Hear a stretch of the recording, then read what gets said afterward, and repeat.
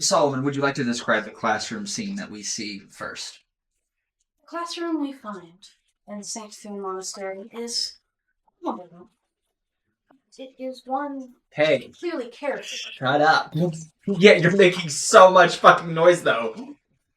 Please excuse my students. They all have their own approaches to learning. Yeah, fuck you! Mr. Solomon, are we having a sit-in today? Excuse me? Are we having a sit-in today? I'm afraid not. The classroom we find in St. Thune Monastery is a humble one, but one clearly cared for. Now, there is ruckus and some chaos where the children have already filtered in, but you can see it in the shelves and along the walls, how carefully everything has been organized, how thoughtfully everything has been dusted and put into its place. Because the person who takes care of this classroom is very much a creature of habit. We see several desks and several children of varying ages and even races in them. This is quite clearly a place too small to have different grades. You are simply taught as you can be, and then sent into apprenticeship or to work as it suits you. We meet this class at the very beginning of school day, with some of the last bits of dawn still filtering in through the windows. Everyone is still a little bit tired, so our teacher does not expect much in way of response. And we find ourselves at the very beginning of a lecture.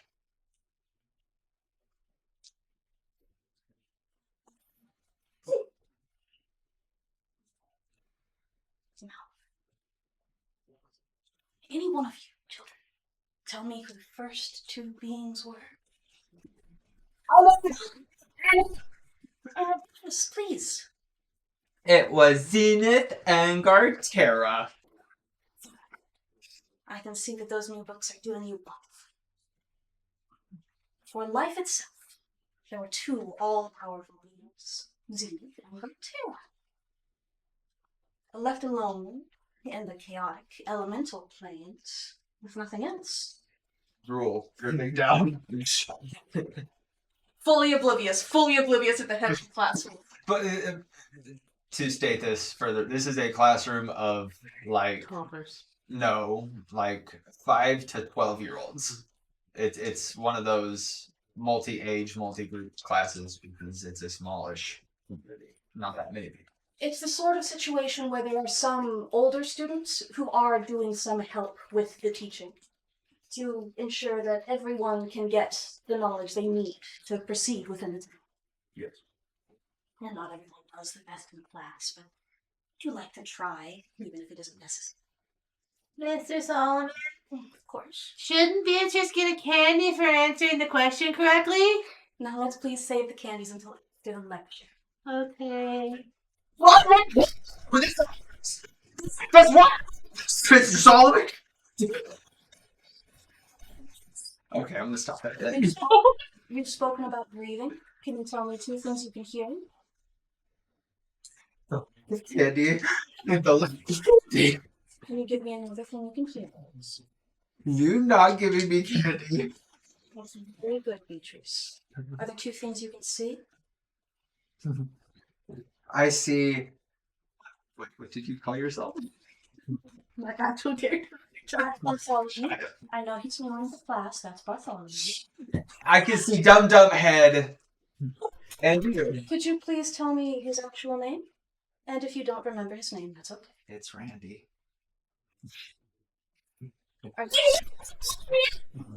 Thank you, Bartholomew. Can you tell me one thing you can taste? The lack of candy. The lack of oh, control. Do you feel better? Yes. You did do very well. Stupid. I got a piece of candy first. Beatrice, Yes. please don't be rude. He called me a dummy head. That's not what I said. Mr. Solomon. They're lying. Let's please continue. Now, Gartera and Zenith were alone in the world, in those first elemental planes. And Zenith, in his wisdom, decided to take all of those elemental planes and force them together into the material plane we understand. He gave our world balance and created all the rules rules that it must obey, and in fact that we must obey ourselves. Looking on their work, they were cramped.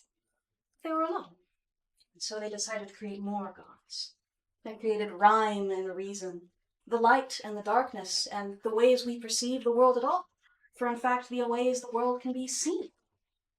They created Vetra and Marias, who oversee life and death, and in doing gave the world life at all. Those four breathed life into this barren plain, for it had been given structure but nothing to fill it. And now, it wasn't near as lonely. But still the work felt incomplete, and so they created 5 more gods. Can anyone name one of those? I already got my cat. Yes? Snarl. Very good. For in fact, it was Snarl that started the very first wars, as one of these 5 gods who decided to walk the world in vessels. And in fact, one of our best understood, even in the city we born. Though that's a bit advanced. My mom said you're political. Oh, I've got another. No, that's quite fine. Mr. Solomon, I've You got did another. wonderfully, that's quite fine. Okay. I just Tootsie Roll. I got something that's gonna be loud for a long time. sorry, man.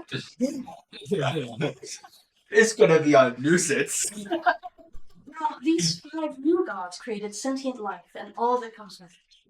And feeling bored, some of them did decide to walk the world as Snarl does. First, it was Frolin, taking those lone beings, these lives that had been made, and shaping them into tribes. Working tribes, pulling things and people together. Snarl took a vessel and he waged war, conquering tribes and creating empires. Then too was Clerics, who took their vessel and explored the world, creating maps and trade routes, taking a world-torn world and connecting. And that brings us to now. For in fact, we are in the waking age. We need it. Oh, so sorry. Yes? A mousy-looking young girl opens the door. She is a substitute teacher that you know well, Miss Henna Mestro. Miss Hannah, like full craned head, like lowers further to see her eye to eye. She gives you a little bow and goes, Of course. Mr. Piker wanted to see you. Mr. Piper. Minister Piker wanted to see you. Of course. And, right, I assume you've been sent here to look over the class while I'm gone? Yes. I'll.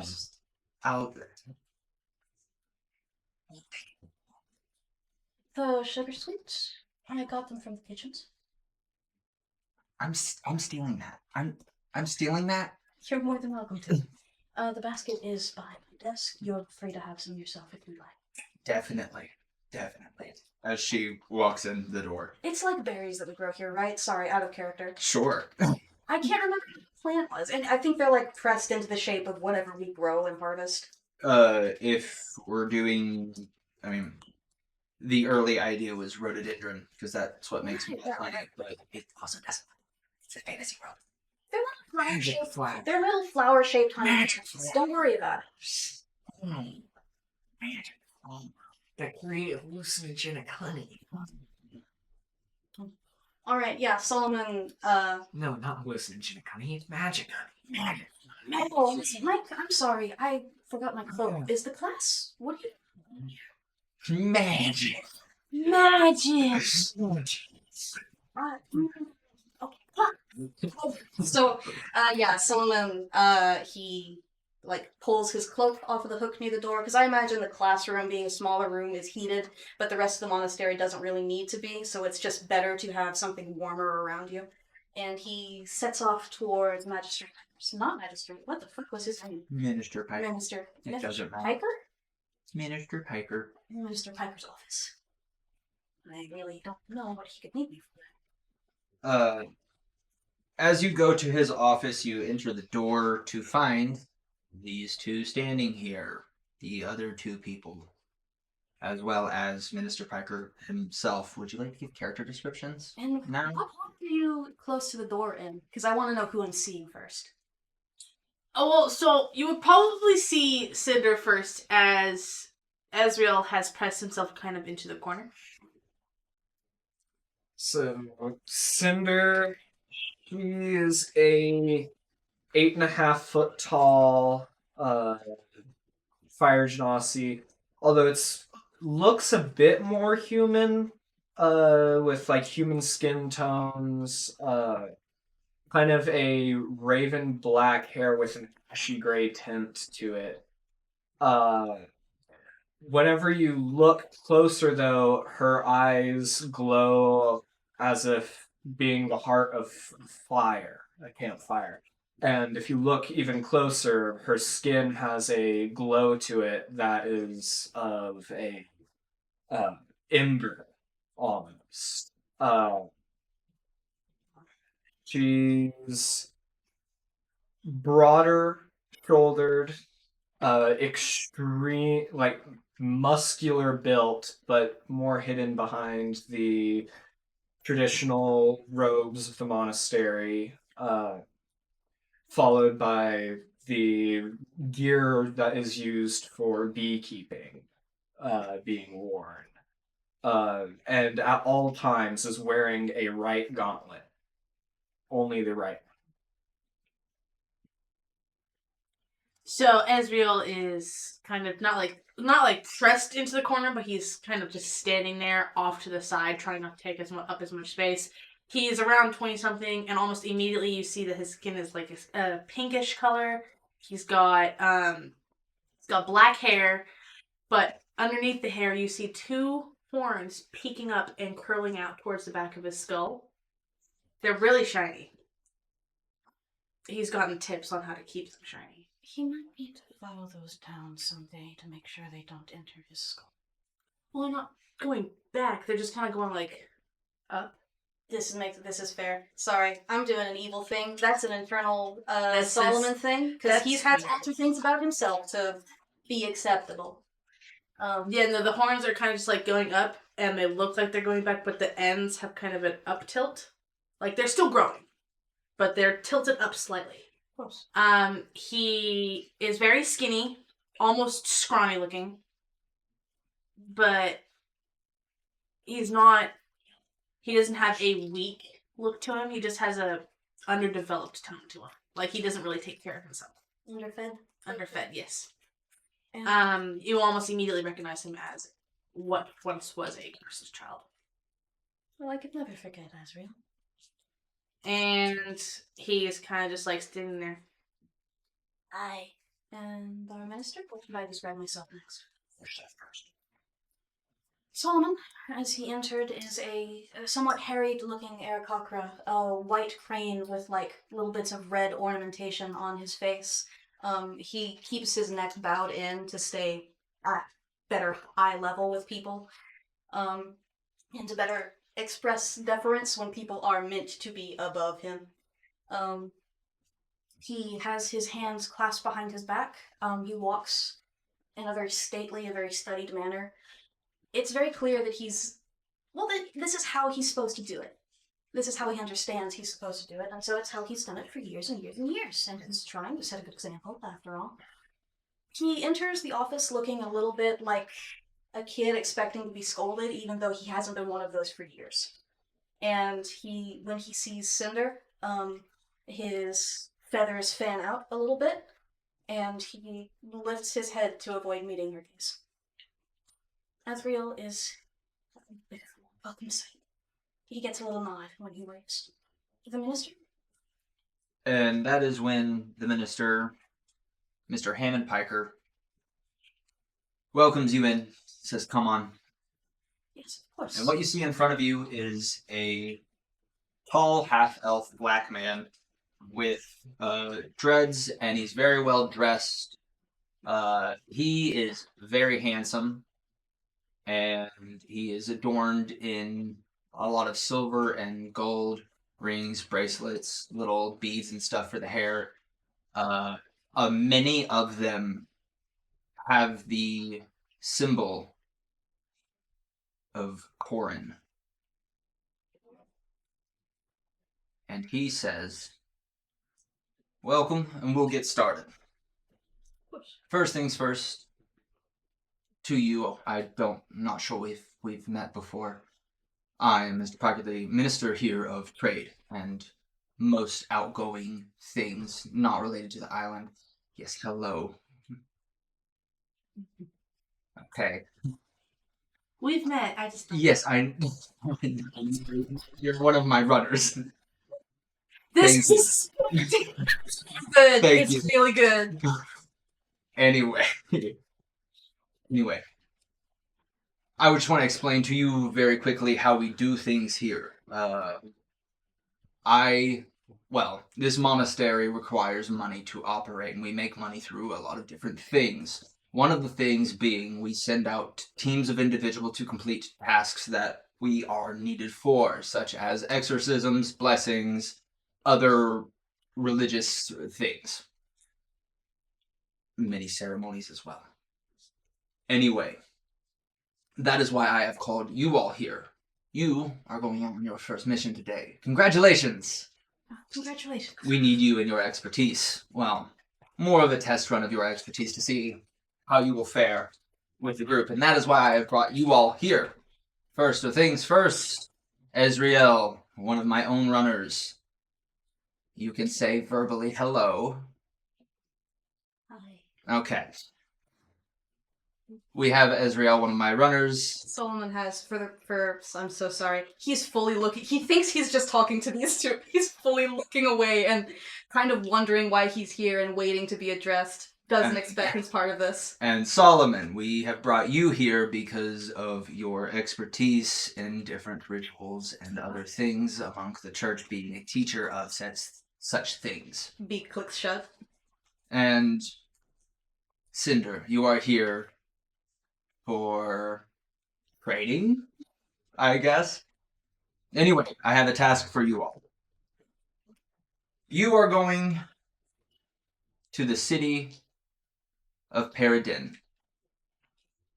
Ooh, I We- like Paradin. Wonderful. I'm glad you do. Anyway, you are going to the city of Paradin. We have received a request to rid a building of a spirit that has gone a little bit wonky. Unrestful? One would say yes. I don't have all of the information on it. When you go there, I'm sending you straight to the owners of the building. I believe you have to flip it the other way. Thank you. I appreciate it. Thank you for the advice. You are right. I do have to flip it the other way. They put them in the classroom recently. Anyway, I am sending you to the headquarters of the Crinkle Corporation. Crinkle? Yeah, they're business development, blah, blah, blah. No, It doesn't matter. I know. Yeah, you're going to Crinkle, HQ. And they will give you more information on the request. Is it the house or is it the warehouse? HQ. There you go. Anyway, if you could all stick your hands out for me for a moment, as he grabs a little bit of a little stamp, and he stamps it on the back of each of your hands that you show, and he goes, "This is your entry permit. You require these to get in and out of that side of the continent." Of course. It washes off after like 2 to 3 days, so this trip might need to be quick. It's definitely not magically done. It definitely doesn't turn off when I want it to, Well, it or when it depends on the expires. stamp. The ink used depends on the ink used in the stamp. It's a magical stamp that has an expiration date. Yeah. It'll wash. Okay, listen, Ezreal. I know I've had to say this to you many times. It's not normal ink. It is magically imbued ink that will run out when the expiration date runs out.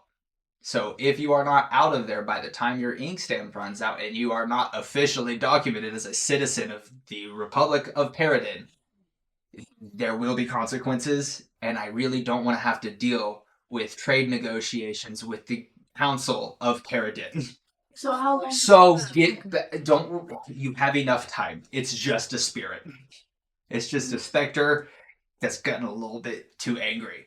May I ask, Minister, when this does expire and when we might expect to be back? Yeah, but they haven't done this before as much as you have. Like I have asked Solomon for some help every now and again, but Solomon is not. You are going because you are the one that knows more, which I really started to get worried about, honestly. Okay, listen. Of course. I belong to internal affairs at the ministry. Go to Crinkle Incorporated. Get them to tell you the information on the spirit so that you can go and exercise it any way you choose. So, about this, they are supposed to give you 60 gold pieces for completing it. Now, I will say, if you can haggle up a little extra, that's for you. That's for you to take home, if you can get a little extra. Me, I need my 60.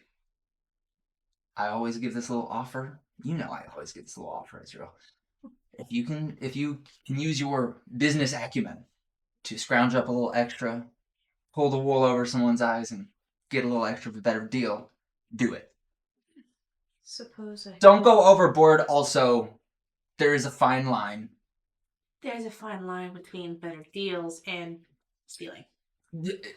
A better deal or someone never wanting to associate with you again. Also, yes. That is more what I'm worried about. Anyway, I'll be keeping an eye on you all. As he taps a little bit of a monocle that's hanging from gold chain that's attached to his lapel. He taps this monocle and says, I'll be keeping an eye on you. And before I forget, I have this little box that I need to get over to Hobson's Holding.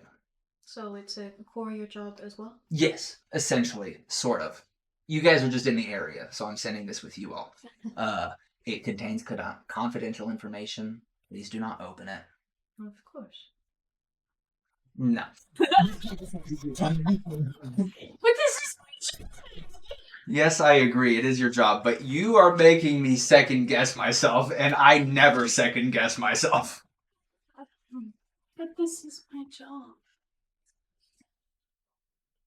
Anyway, head down to the docks. Go talk to Fleet Master Bleth. I'm sorry, we're leaving immediately? I mean, you got a little bit of time to walk around and get your affairs in order before you go, but by end of day, hopefully. Oh, also, another before I forget. Here's 20 gold pieces for you all. Very. This is for food, snacks, drink, room and board if you need it. Of course. Schmoozing up a person if you need to, you know. Schmoozing? Schmoozing, yes. Of course. I'll let you handle this one, Israel. I know that. I'm sure you know what... Do you know what schmoozing means? Yes. Schmoozing a client, you know? I do know.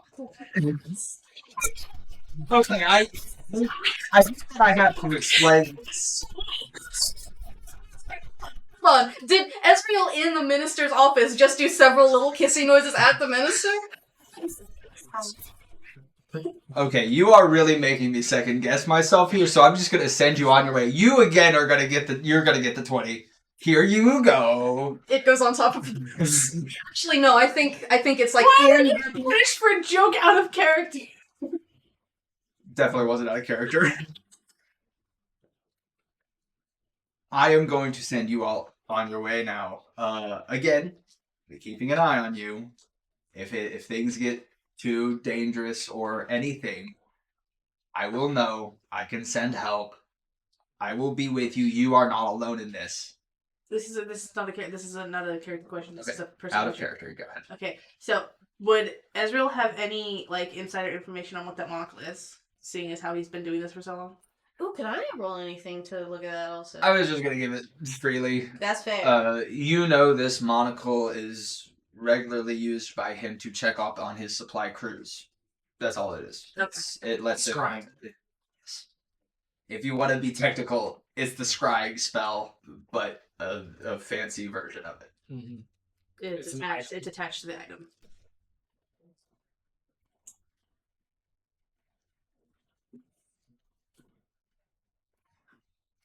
Anyway, get out of my office. I've got other work to do. Of He course, immediately stands up and turns and walks out. very formal bow with the box, knocks the gold into the box, gets spooked by that, pulls himself up, and leaves. It's been a pleasure. Finally, someone with some manners. Goodbye. Very formal bow. Ezreal is just hightailing it for the bee pavilion. Does he have a tail, literally? No. Sorry, I just needed to know. No, he wasn't born with one. Yes. Yeah, no. Soul kind of stops in the hall near the door and watches Ezreal go off and just... There's nothing in his head. Like full He's just sprinting, stopped. just full sprinting towards the bee pavilion. Looking at the box in his hand and finally thinking to get the gold out of his beak and place it, like, in a pocket.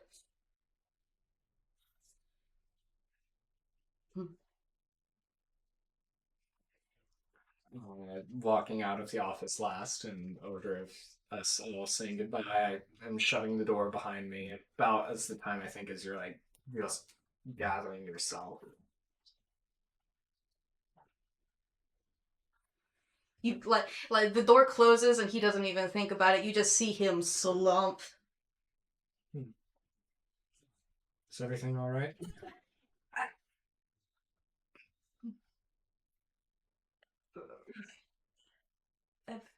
Everything is just fine. I'll meet you at the docks.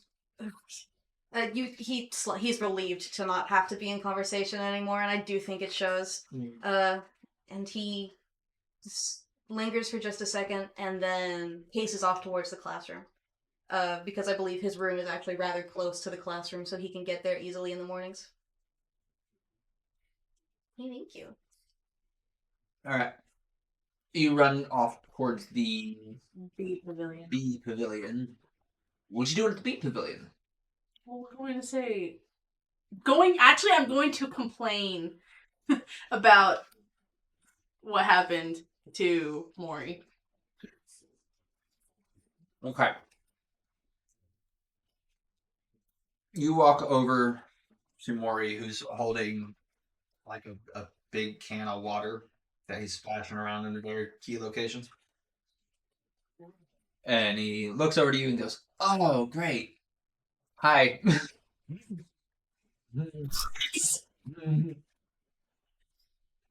Mori! I was called to the treasury office to talk to Mr. What was his name again? Piker. Mr. Piker, and he pulled in 2 other people. We're going on a supply run, but he didn't give me well, it's not a supply run, actually. We're doing an exorcism, and then we're doing a courier service. But he didn't let me have any objects. He didn't trust me enough to give me.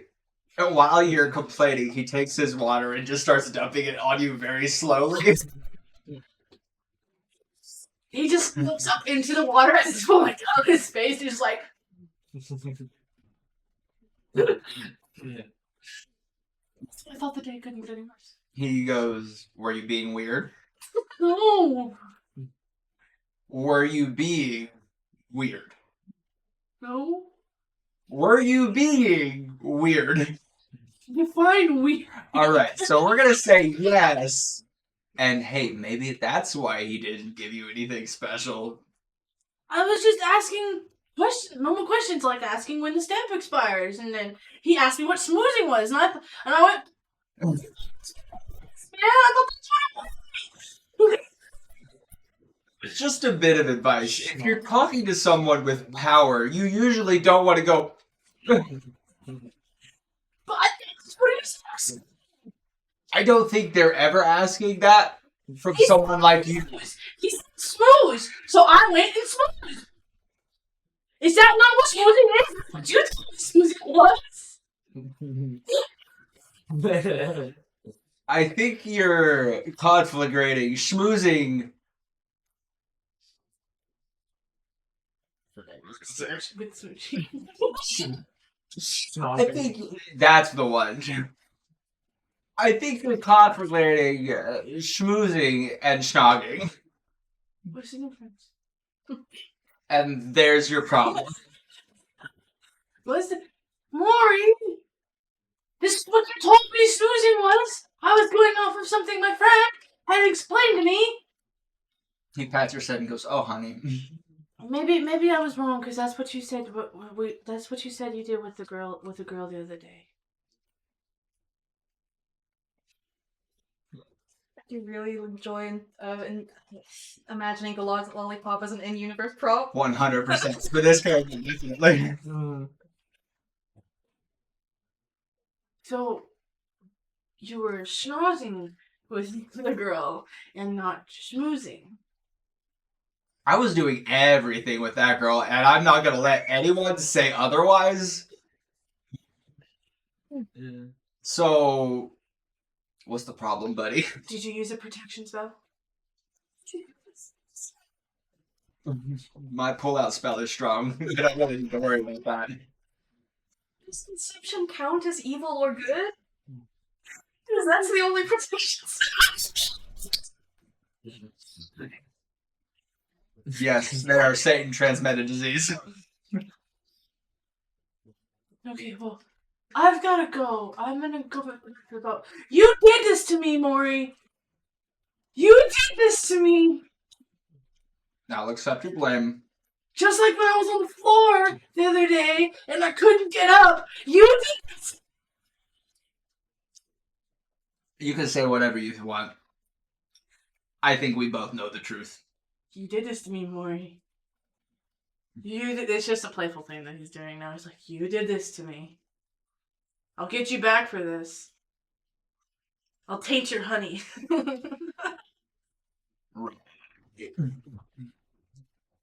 I'll make sure it's not as pure. 50% concentrates. Right. And then he's just walking backwards, pointing at him. steps into one of the burrow holes. Please roll a d20 dexterity check. Oh god, I missed dexterity checks. Oh, I missed dexterity checks. Yeah. And I've got a +2. Now I have to decide which fucking guy I want to Oh, use. friendly. When have we ever been family friendly? No, we ain't. I don't think that whole conversation was. That's a 9. There's a small bush behind you that Maury very definitely sees and gives you no indication that it's there. As you walk backwards and trip over the bush, you get a few thorns in the butt. That is such a you thing to do. That's a Maury thing to do, my friend. Please take 1 damage. Thorns. Thorns. Thorns. Ash thorns. Butt thorns. I now have 8 hit points. They hurt. They hurt it a lot, actually, because if you keep in mind that, like. Armor do anything to save me? No. On just walking through the monastery. Regular. Next conversation, please. Of course. You, over at the teacher's place, what are you doing? Or are you just getting shit and leaving? Pacing. I want more candy. You should go to the teacher. That's why we're at the teacher's scene. I'm not gonna have candy every session. I need to tell you guys this now. Yeah. I mean, I should buy one of I'm these going to giant get bags more of candy! Jolly Ranchers again. A giant bag of Jolly Ranchers again. Big fucking bag of Dum-Dums. That's what I want. Oh, there are some big fucking bags of Dum Dums. I've seen like a 300 count Dum Dum bag before.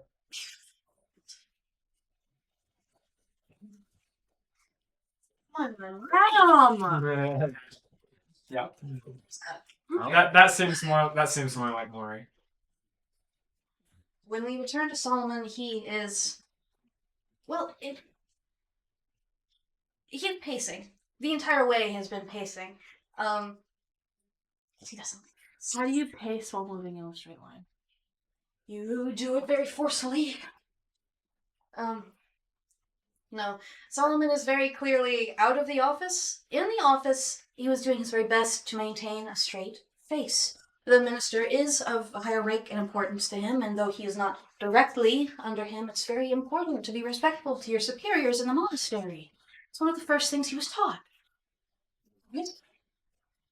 He doesn't like this. He's never liked missions outside, and rarely has he had them. And usually he's been able to get out of them because they haven't always had substitutes. Hannah got here maybe a couple years ago. And it's...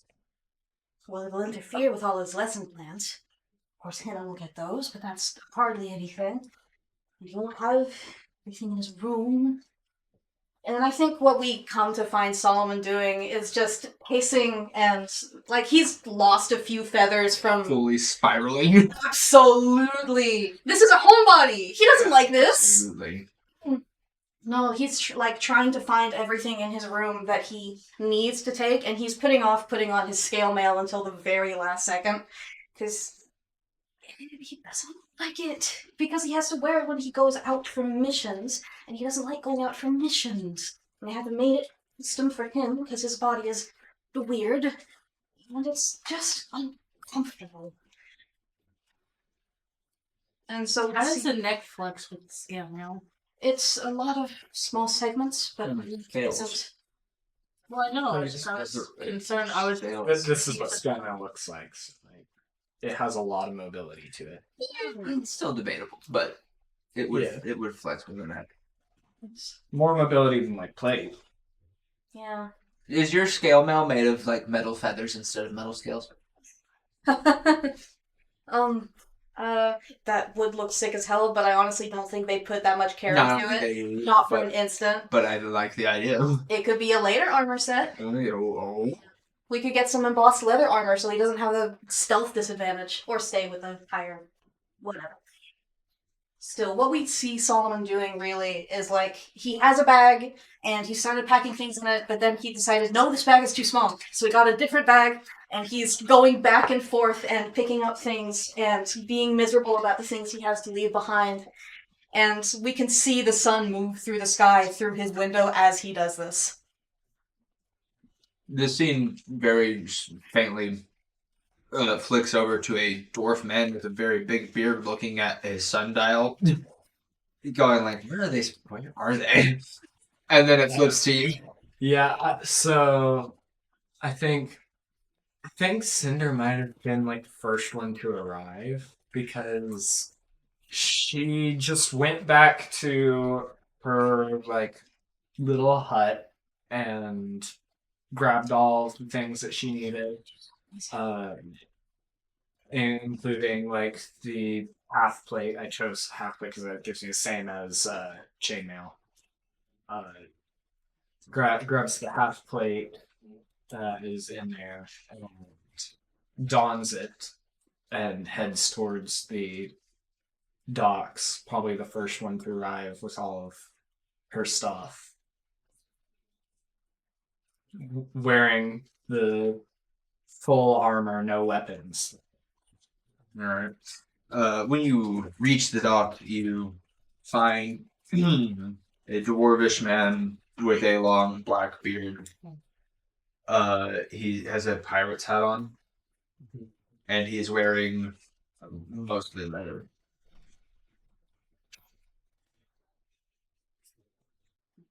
Noise. Be quick about it. I can smell your thing.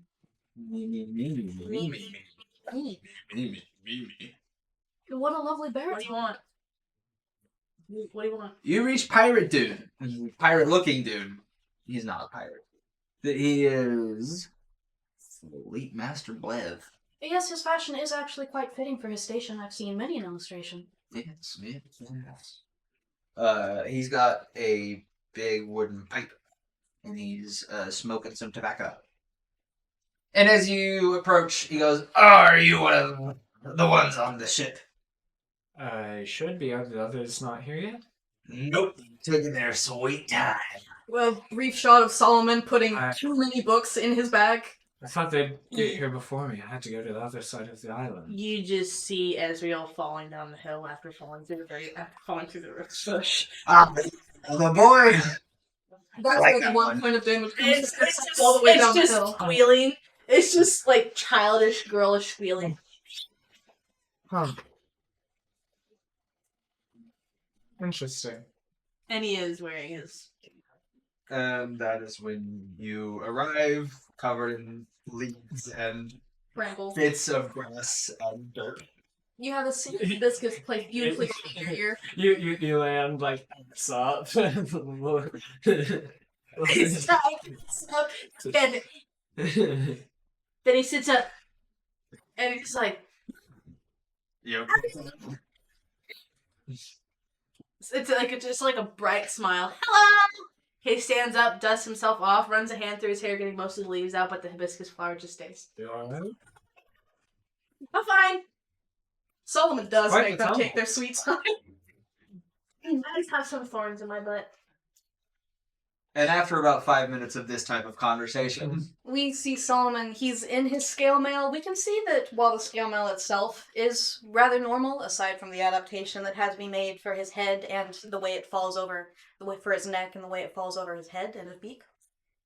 We see several little painted sigils of rhyme across it, and like he has an amulet with that symbolifies him. He's very clearly advertising his allegiance and his being a priestly sort.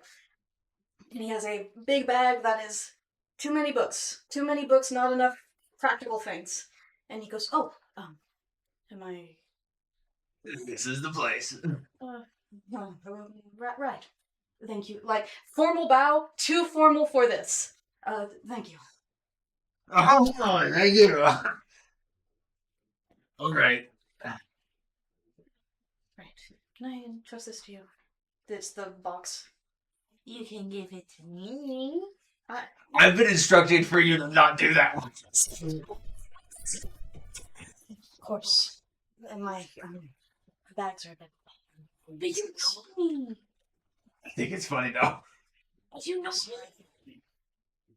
And, like, very cryptic, then looks away.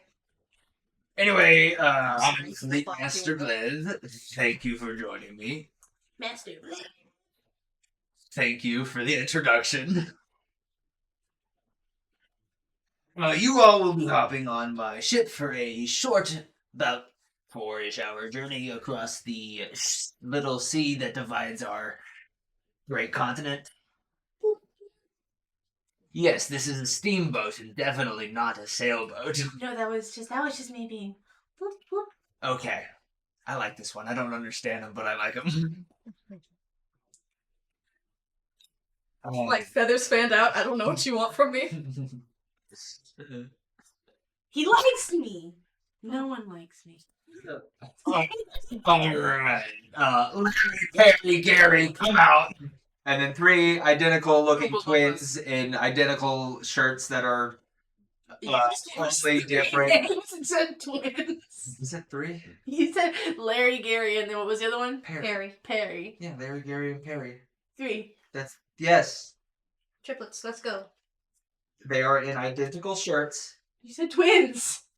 Didn't say. It never said the word twins. Let us continue the story. That will pick it up. Okay. And I can send that. You're. Stop interrupting for stupid bullshit. Thank you. You see 3 identical looking people show up with. The only difference about them is a different letter on their shirt. And they all flash a salute and go, "We're here!" in unison. And that is when Fleet Master Blade goes, "Alright, boys. Take these guys to, Meridian. You guys know what to do. I'm done. I'm going home." I'm sorry. Good night. Get some rest. Directing the ship?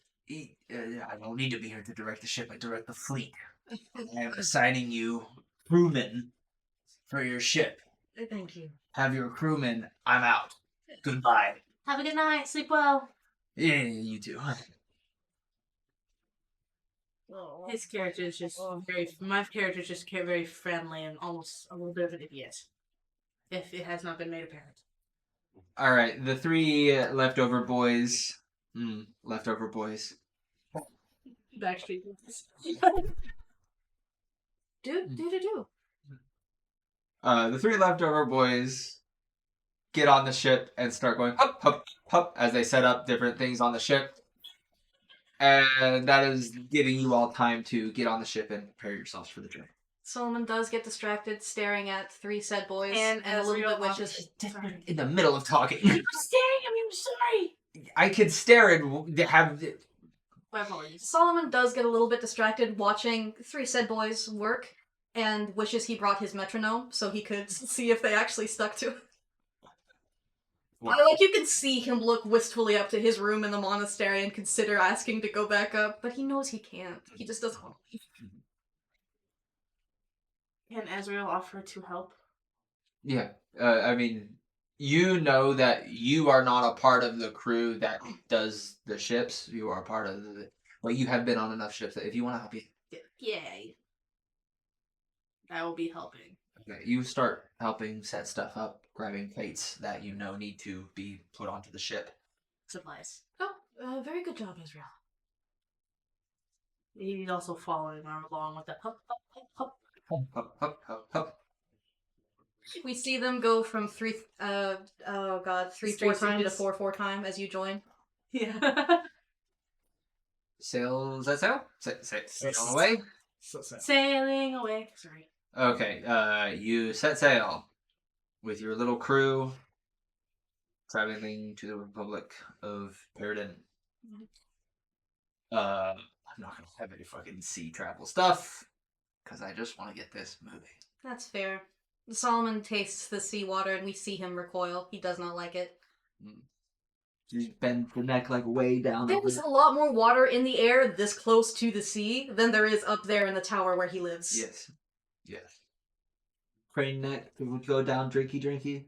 I would prefer not to drinky salt water. Okay, just wondering. I did actually teach a lesson on salinity the other day. I was gonna say, Ezreal will be dipping his hand into the water and using some of the water to make his hair neat again. He's very particular about how his hair looks, and so when he slid his hand through it, he got most of the leaves out, but the hibiscus flower was there, so he put his hand in, did this number, felt the hibiscus flower, kind of pulled it out, looked at it, put it down, fixed his hair, then put the flower back. We get to see Ezreal go from how he is at the monastery to how he is out and about in the world. Lovely. You reach the port. Yeah, we're good. Did you have something? I was just gonna point out that Cinder stays towards the center of the boat Water. the whole time, not due to fear of water. Understandable.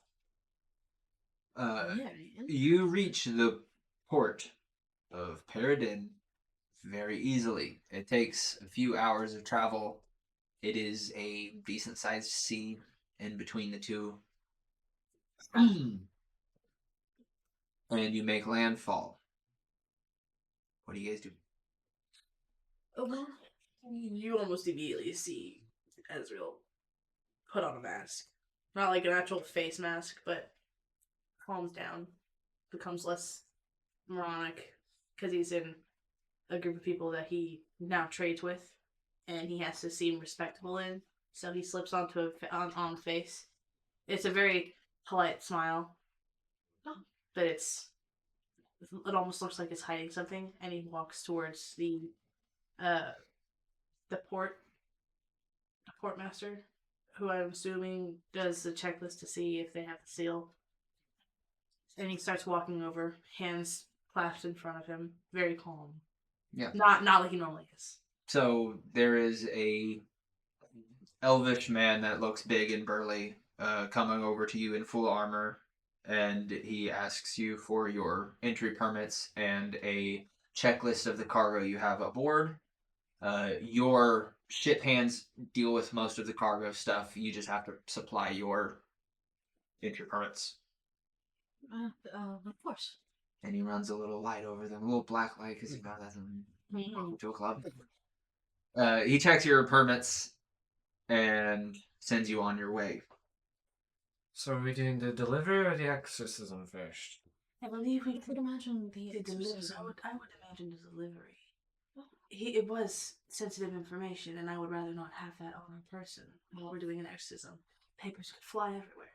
Of course, but is the box not sealed? It's our duty to the monastery itself to take care of these problems when they arise, Ezreal. I do agree with that, however, seeing as how it has sensitive information in it, I would rather get it out of our hands so it's no longer our problem while we're doing the exorcism. So, we're going to be in the area anyway. Why don't we just drop the box off, and then we can focus all of our resources on the exorcism. Cinder?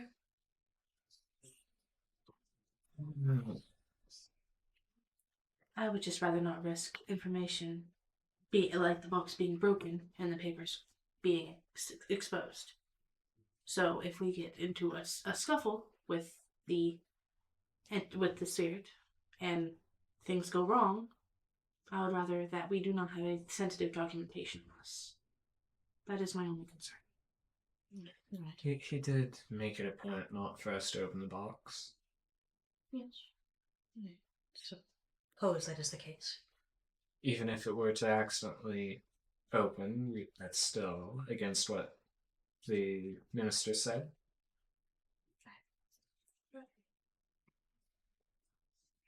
I know how serious the spirit problem is right now, but Right. We shall make there's understanding on both ends. I mean, even if it's just us walk in and drop off the information, walk out, there shouldn't be much scuffle there. I would just prefer if we got the documentation out of the minutes first. I think it is something very strange for Solomon to experience, to look at Ezreal and hear this voice and see him looking like this at him. Very calm. Because it is absolute. He has his domain. This is not the Ezreal from his domain. This is an Ezreal from the big old world that he's terrified of. And it's very strange to realize. And it's strange in another way to hear Cinder like this. To really look at her close up, because he's been avoiding her this time. And he looks between you and is very clearly conflicted, is kind of obviously a little irritated. I don't think he's very good at hiding it, because he has his priorities. He's absolutely blind to everything else. But it's 2 against 1. And he hesitates, looks at you again, and he dips his head, and then orients his neck so it's pulled as close to his body as it can be, so his silhouette is a little more human. You all? Does the box have an address of where it is? You heard you said something. Pops and holdings. Ezreal does not have to know me, as do I. But we are. That is, I believe, 5 streets away from the actual Crinkle headquarters. To be fair, Crinkle headquarters is a little closer, by 2 streets. Oh, well, I'll follow your expertise. I suppose I'm your teacher no longer. Lead the way.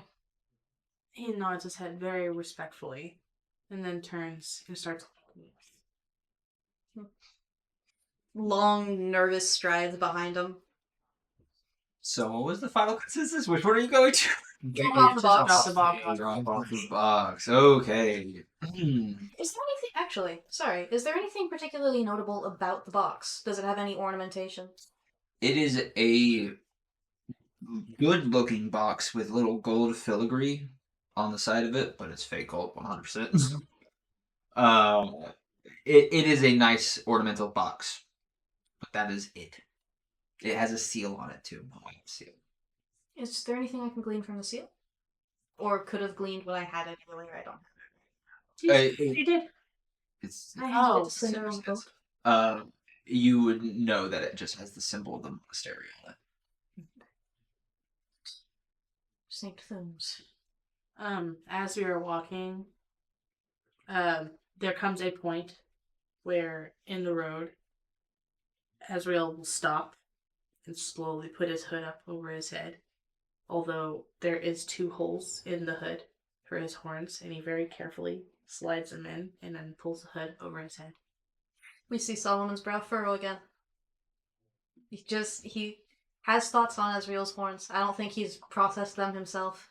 But he doesn't know what to do with there being room left for them. When in his scale mail, his own wings are just covered. There's like slits in his shirt so that the tops of them can poke out, but the scale mail just covers them completely. Well, he has a hood. He has a hood over top of his a cloak over top of his scale mail. So, but You reach Hobson's Holding. Outside of the front of it, there is a big sign that says Hobson Holding. Oh. And right next to the sign has this big, like, cartoonishly drawn bunny character. It says, "I'm Hoppin' Hobson." Well, that's in like a little speech bubble right next to the face. Sorry, Solomon, who is so very used to like looking at and processing things through, okay, this belongs to this god, looks at this and squints and like under his breath goes, You all entered the building. Yes. yes. Oh, how crowded are the streets, by the way? What's the city like? The city itself is a lot of tall buildings, very bland colors, and the streets are very crowded. This is a packed city. Yeah, we see Solomon being run into and a little bit run over a good couple times. He's not used to crowds like this. Yeah, there's a few billboards as well, and different ways to like display ads and stuff. Azrael is just going to knock open the door and then hold it as you both walk in. Oh, thank you. The door opens, and inside is a very ornate looking building that's like office chic, but nice office. So a lot of very smooth angles, a rounded desk, blah blah blah. Behind the desk is a tabaxi woman, and she goes, "Hi, welcome to Hobson Holdings. How may I help and help you?" Hello, we are here with the monastery. Yes, We are here to St. deliver Thunes. St. Thunes Monastery. My apologies. And we are here to deliver a item to this building. Oh, wonderful. You can just leave it here, and we'll take care of it. Of course, that sounds fine. Of course. Sorry. No, Seems to I don't think the minister told us to give it to any person specifically. No. So Oh. I didn't. Take place on desk. Sits there looking at you expectantly with her hands crossed in front of her.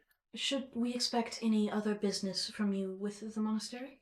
Is there anything we should take back? I don't know. I'm just a receptionist. Of course. Of course, of course. We do wish you to have a lovely day, and please do make sure that the box gets to the correct recipient. Oh, of course. We've been expecting the box. We know it's in. You do? Could you verify that with us? I have been told I'm not supposed to. We are not supposed to know what is in the box. We are just supposed to deliver it. Feathers puff up a little bit, but he does not say anything. He turns back to the box and says, "Lovely day. Oh, you as well. You as well. Have a lovely and blessed day." Sorry, I meant to correct that. And he turns and walks towards the door. I hope you have a hopping good time. I love it. I love it so much. And the adventurous harvest you as well. He walking away as he says, like he's walking away, but he has his head turned around so he can continue talking, and he seems very confused about all of it. Ezra is once again holding the door open and just like staring at him. Hits his head on the door frame for sure because he's lifted his head again to turn around. And then he's out. Low hanging walls. And then he just continues walking. And then he starts It's all going about in the it. opposite direction down the street. Tall monastery. Right, of course. And then once again, trying desperately to maneuver a crowd when he's not good at it. Yeah. How's she making her way through the crowd? I think just the sheer imposingness of a broad 8.5 foot tall person automatically grants kind of a Scary dog privileges. a bubble. Solomon, Especially whenever armored. Solomon does start walking in her wake. Yeah. Hell yeah. Hell yeah. Oh, let me just. I'm just going to be. Israel does lead the posse because he just knows where he's going. But he does like stop every now and then to say hello to vendors that he knows and tell them, wish them a good day, and say just pleasantries. Yeah, and like the first several times he does this, Solomon like also stops and waves awkwardly, and if there is time, offers a blessing. But this happens too many times for him to keep doing that, and eventually just ducks his head and keeps walking. That's 100% fair. He's just being pleasant because he knows these people. Solomon is trying desperately to find protocol for city, and he doesn't have one. Oh, fuck, I forgot the book. Oh, fuck. No, I should have one. Can we stop at the bar? At the Sorry, yeah. Ezreal, we have a job that you said we would be getting to next. We are going to be getting to it. But I'm hungry. I have not eaten since breakfast. Are you too hungry? We have $20 for food. $20? $20. I'm so sorry. 20 gold for food. Are either of you guys hungry? I would truly rather to take care of our business first. Of course. Well, I'm going to be stopping because I know a lovely barkeep who makes fantastic food. And you'll be taking the... I will not be taking anything. I will ask for 5 gold and I will get it to go. No. Like Solomon holding, counting out 5 gold from his pocket frustratedly and then holding it out. It'll be like, I'll catch up.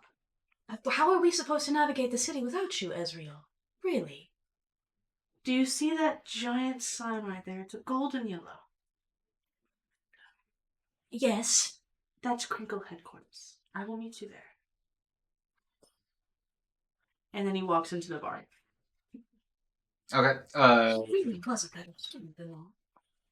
You guys continue on to Crinkle, and you walk into the bar.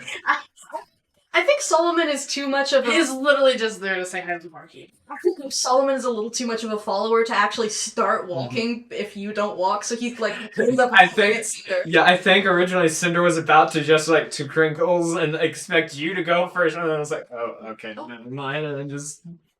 Okay, so let's, I guess, start with you, and then we'll get to the Crinkle HQ. The Crinkler. The Crinkler. You you walk into the bar called Grung's Greatest Grog. Real grunglers know. Yeah, Grung's Greatest Grog. This is where the stupid Israel comes back.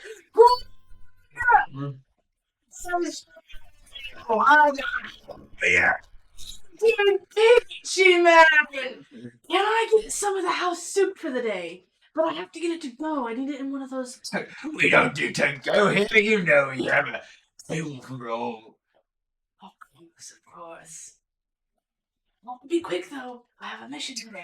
You think we're quick here at Dix? It's gonna be more than 10 minutes. Yeah, I think what happens is that we both look at each other, and then Solomon goes, well, I suppose we can wait. And then it might take more than 2 minutes. So what you walk into, the bar has a very sports bar feel. It is a lot of like wooden things, like it's designed to look like bark and stems and trees and all this other stuff. It's a very rustic looking place. Except on a few walls there are some tiny magical stones that are projecting images of the big sports games. That's so much better than what I was going to suggest, which is an orator dramatically reading a telling of a sports game. That is amazing. I kind of want to do that instead. But we're gonna go with the projection stuff. That's the rival sports bar. Yeah. They don't have the technology. That's why everyone comes to Grong's. That's why everyone comes to Grounds. Because he paid an artificer to make magical stones. Yeah, and one of the screens is playing like a game of hit ball. It's the Mayan tribal game. I cannot remember what it's called. I think I've seen it played. Yeah. Cannot remember what it's called though. Yeah. It's okay. Sorry for my being a white man and stealing other people's games and traditions. Yeah, but that would require me respecting other people's traditions. Don't worry, I'll do it, because I like saying words. He's Ezreal's gonna slap 2 gold down for the house soup, and then he's gonna slap another gold down for a drink. Oh, big spender.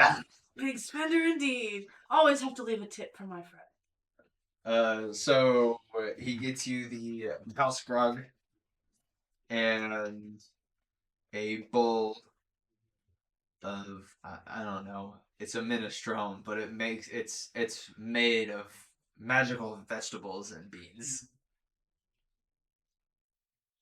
instead of the normal magical vegetables and beans that we have here.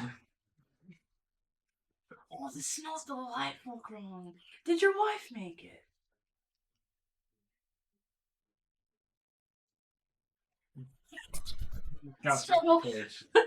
There it goes. Yeah. I've always got her working in the kitchen. Not as like an anti-feminist thing in a division of labor, and I respect her type thing. Of course, Grom. You're such a ladies' man. That's why I have a wife and you don't. I really wish you would stop bringing that up, Grom. It might be Flatchley. It's also called Pok the Pok or Pokatok sometimes though. Pokemon sounds correct. I like saying Flatchley, so I think Solomon is going to be a stickler about the older name. Cool. Anywho. That is where you spend your time enjoying soup and the big game and Just fucking around with talking Grom. Grom. That name is so hard to say. I hope you know. Well, it was originally supposed to be Grong. Grong. Like Kronk, but Grong. Grong. Grong. Grong's greatest grog. Grong's greatest grog. Grong's greatest I grog. should have practiced saying that before I said it out Grong's loud. greatest Grog. Grong's gonna last 1 minutes. Yes, our little wrist sundials. Got to position it just right. You do have. sun. And Solomon gets out like a little level to help you. There is also a clock tower. There are. I was fucking around with the sundial thing around. It's fine. Yeah. I mean, it would make sense if we have fancy little mechanisms, but I don't know if we would have them specifically. You're right. Well, he said he could meet us there. I believe it is in our best interest to continue. This is something the monastery was expected to and has agreed to do. Yes. Thank you, of course, for your help. I was just pulled into this. So you arrive at Crinkle HQ. Well, without the one who knows everything. You walk inside. It's a very similar thing to Hobson. Very business chic. Mm-hmm. You're noticing a trend. This is a Strangely, very chic city. the I wonder if they have fancy papers. very fancy papers. The parchment game here is They've got some with little designs around the edges. yeah. Anywho, The design fades into like surrounding the first letter of the entire page. It's one giant first letter. I'm saying now, fancy parchment like that is one of Solomon's favorite things in the world. love it. Good He character collects, he development. collects fancy paper. He does. Good character development. It's like a fancy item that he can get sent to him from a city that makes him happy. Mm-hmm. You enter Crinkle headquarters, Crinkle HQ, and behind a receptionist desk at this one is a Goliath man. As you enter, he says, "Oh, hello, and welcome to Crinkle HQ. Could we assist you with anything?" Oh, right. And Solomon, like, holds his little amulet of rhyme and gives some little priestly gesture, some little bow, and goes, we're here by the monastery of, no, God, St. Thume's Monastery, to help with a restless spirit we have heard resides here. Oh, right. I was told to expect you. Let me call Mr. Scoomer. Of course. And he picks up a speaking stone and goes, "Hey, Mr. Scoomer, they're here, blah, blah, blah, blah, blah." And Solomon wants to... it's on a button and a little microphone, yeah, sure. Microphone. I was more thinking it's like a call intercom. Like how business has have. Phone off the wall. Yeah. Mr. Scoomer, your 4 o'clock is here to see you. Late already. Oh, are we late? Coming down an elevator is a penguin Aarakocra in a tuxedo. Matches exactly his pattern. Lovely. You do. I think you Business do see is- Solomon like visibly stiffen, seeing another Aarakocra. And he kind of walks over to you with his arms down, because penguin. And he goes, Oh, Mr. "So you're from the monastery?" Yes, of course. It's an honor to make your acquaintance. Farm's blessings. "Oh, lovely, lovely. My office is a little talk." It's So you It would arrive. be about 5 minutes later. I'm saying you're not participating in this scene because you're going to a different thing. Oh, I'm And going you would to, pick it when before heading up and I'm going to tell the receptionist, there's one more priest that is supposed to be with us. Whenever he comes in, just direct him to the right. yes, pink skin and horns. Mm. Be aware. Okay. So you all go up to Mr. Skimmer's office.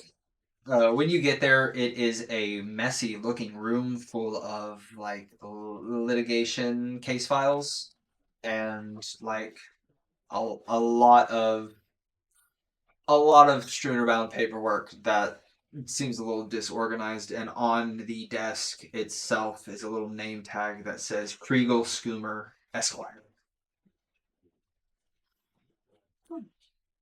And he sits behind his desk and he goes, "All right, let's get down to business."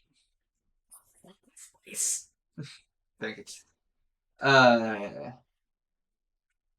All right, let's get down to business.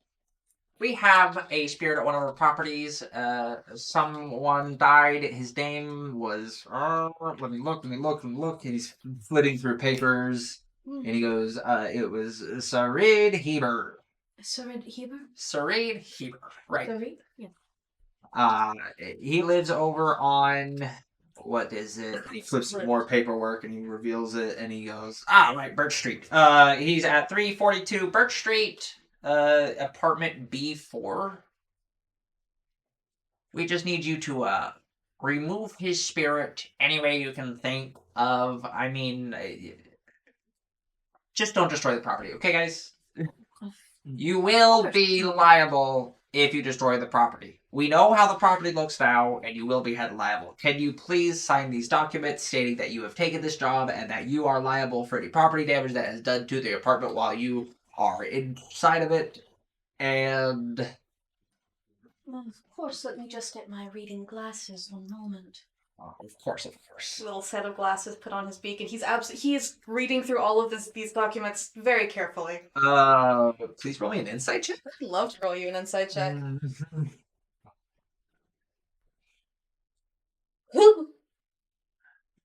Hold on. Is that nat 20? Yeah, that's a 25. Nat 20? That's a nat 20. Hello. You see that the documents are pretty cut and dry. with the agreement of 60 gold pieces upon completion. Did I say 60 or 80? You said 60. 60. The agreement of 60 gold pieces upon completion, with the requirements that this spirit must be proven that it is not there any longer, as well as the liability of you guys not causing property damage, as well as if you all are harmed at the property, it does not have any liable that comes back to the Crinkle Corporation. And might I ask, Mr. Schooner, taking his little glasses off, how exactly might we prove to you beyond a shadow of a doubt that this spirit is taken care of? Well, I can. That's a lot of extra legal mumbo jumbo. We will ensure that it is free and clear before we resume anything or give you any money of any sort. Of course, and how long can we expect this to take? Oh, it won't take long. I'll do it myself. Why, thank you. You just gotta tell me it's done, and then we'll think, yeah. Or I'll just show up when it's done. You know. We contacted in any way? Worry about it. Well, Putting his little glasses in their fancy little case. Anyway, could you sign this on behalf of the monastery? And on behalf of that Mr. Heaven Piker that we were talking to earlier? Yeah. As he slides the document a little bit further. It puts a pen on it. do you care to read through, Lucinda, or are you... We'll trust your judgment. We do need their Wow, signatures. full flinch at that sentence. Tries to hide it. Oh, now I'm really glad I'm not there because I didn't sign. I'm not signing shit. Of course. And how exactly would the monastery be held responsible in the case of an incident? Oh, you know, just up to penalties and fines for the damages. Alright. Solomon dips his head and signs in a little flourish. He has a very clearly practiced signature. And It's a straight up teacher signature. it's a teacher signature. Nowhere near as polished. Signature. Beautiful, beautiful. All right. I think that means we're done here. You guys head on down to Birch Street and get that thing out of there. It's really holding up our next business dealings. We're trying to sell that property, and it is not going well. Not with the dastardly spirit inside of it. Please pardon me, Mr. Schumer. But it is important to understand that this is a spirit of a previous person, and referring to them without respect can, in fact, impede... The bottom line, yes, you're right. You are right. Mr. Schumer. What could we expect to worry from this specter? Worry? What damages are they currently causing? Well, it has attacked an operator that we sent in to attempt to clear the premises ourselves, and let's just say the hospital bills are not cheap. Lonely horn. That's what harm you're doing. So it seems. Of course. Vanilla, we'll have this done very soon. Wonderful. I love to hear it. All right. I'll see you later, right? Adelius? All right. Goodbye.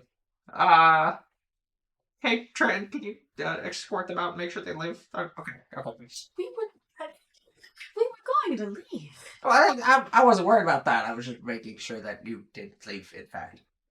You know, get on with the job at hand, right? Of course. I love this voice. It's really good. He sounds like he could be a 20s radio announcer. I didn't say the word, but you understand. I know what you mean. A horse track announcer. Yeah. He's like, yeah. on the ninth. Do you want to take a little break there as you guys are coming back together? Can do. Because we are already about an hour and a half played. Ooh, we have an operative who hasn't signed this paper. You do have an operative who has not signed the paper. All right. Therefore, I am legally, contractually liable to anything in the document. But we are. I also have mending. Thank God! I took it. take it this time, and I've been worried about it. So one of I the don't things get to start with one of the spells. things that I have is for Grong, specifically the barkeep, is that whenever he's in town, he normally stops by to mend some furniture from Rowdy Adventures, just wanting to be nice. And Grong is totally not taking advantage of Ezreal. He's nicer to him at least. Yeah, no, I have Radiant Word, Guidance, and Spare the Dying, and I've been so nervous about not having Mending. Yeah. So I have Command, Cure Wounds, This Healing is something Word, that and we can Inflict all Wounds. do whenever And we then all my have cantrip. spells, especially as clerics. We can all coordinate our spells. Good. I come with 2 cantrips instead of 1 because I also have Thaumaturgy because of my tieflingism. Mm-hmm. But my cleric cantrip is Mending. I didn't have any of my other ones up, so I was like, what am I supposed I to don't do? have my level in cleric yet. I'm starting as fighter and going into cleric. Yeah. You'll learn. Yeah, I'm considering Circle of Life or Circle of Redemption. Well, Domain. Well, we already have. Wait, no, Domain. there's only a Oath of Redemption. That's Paladin. That's not cleric. So either Life Domain. I feel like it would be very, very coin. 2 heads of a coin if we did life domain and then grave domain. 2 heads of 1 coin. Life does a lot of healing stuff. Grave domain makes everyone. Although it'd be kind of cool to do a light domain. Yes, join me. Mm-hmm. I mean, that is what Solomon's got. He'd be more than happy to share. He was a little bit judging the minister for being more core and aligned. Oh, sure. Absolutely.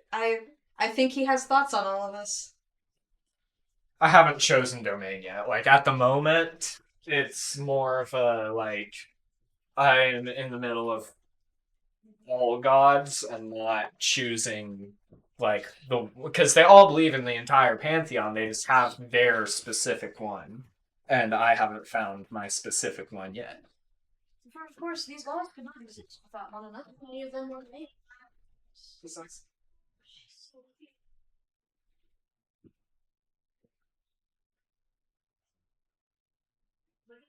Wait, no, this left hand is not there. Oh,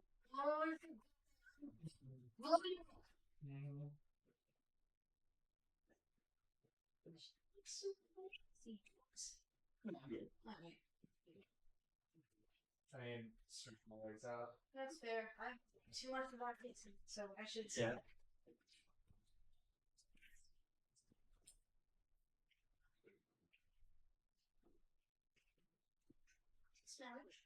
Tiny kitchen. Not as tiny. Please strip it up. Of course. Yeah. Sure. Oh, she for sure has to go. But she's getting that person. Yeah.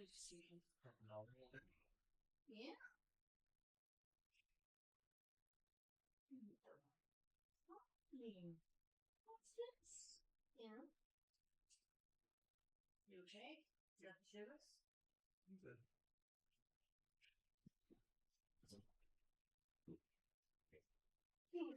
You got things in here. It's nothing. Did you know that? Is what you're expecting? Yeah, it's feeling so far. That's the thing. I should be asking you. I'm not saying it. I worry that I'm taking up too much. You gotta- We gotta get more into the characters. I'm excited to see more Cinder. I really am. Yeah. We kind of I need to start holding on. And it slid very well into.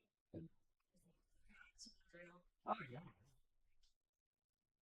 I can tasks depending on who is doing that. Mm-hmm. It's very fun. It absolutely bewilders someone. He has a mask for the monastery, he has a mask for people he considers friends, and he has a mask for me. Much like the people who went out and he was very much. He's not autistic, but he does have some form of ADHD. undiagnosed one can be. Oh, weird. I mean, you can. But yeah, I. I'm also Yeah. still schooling, and I don't feel like I have authority and judgments about what's normal. It's better.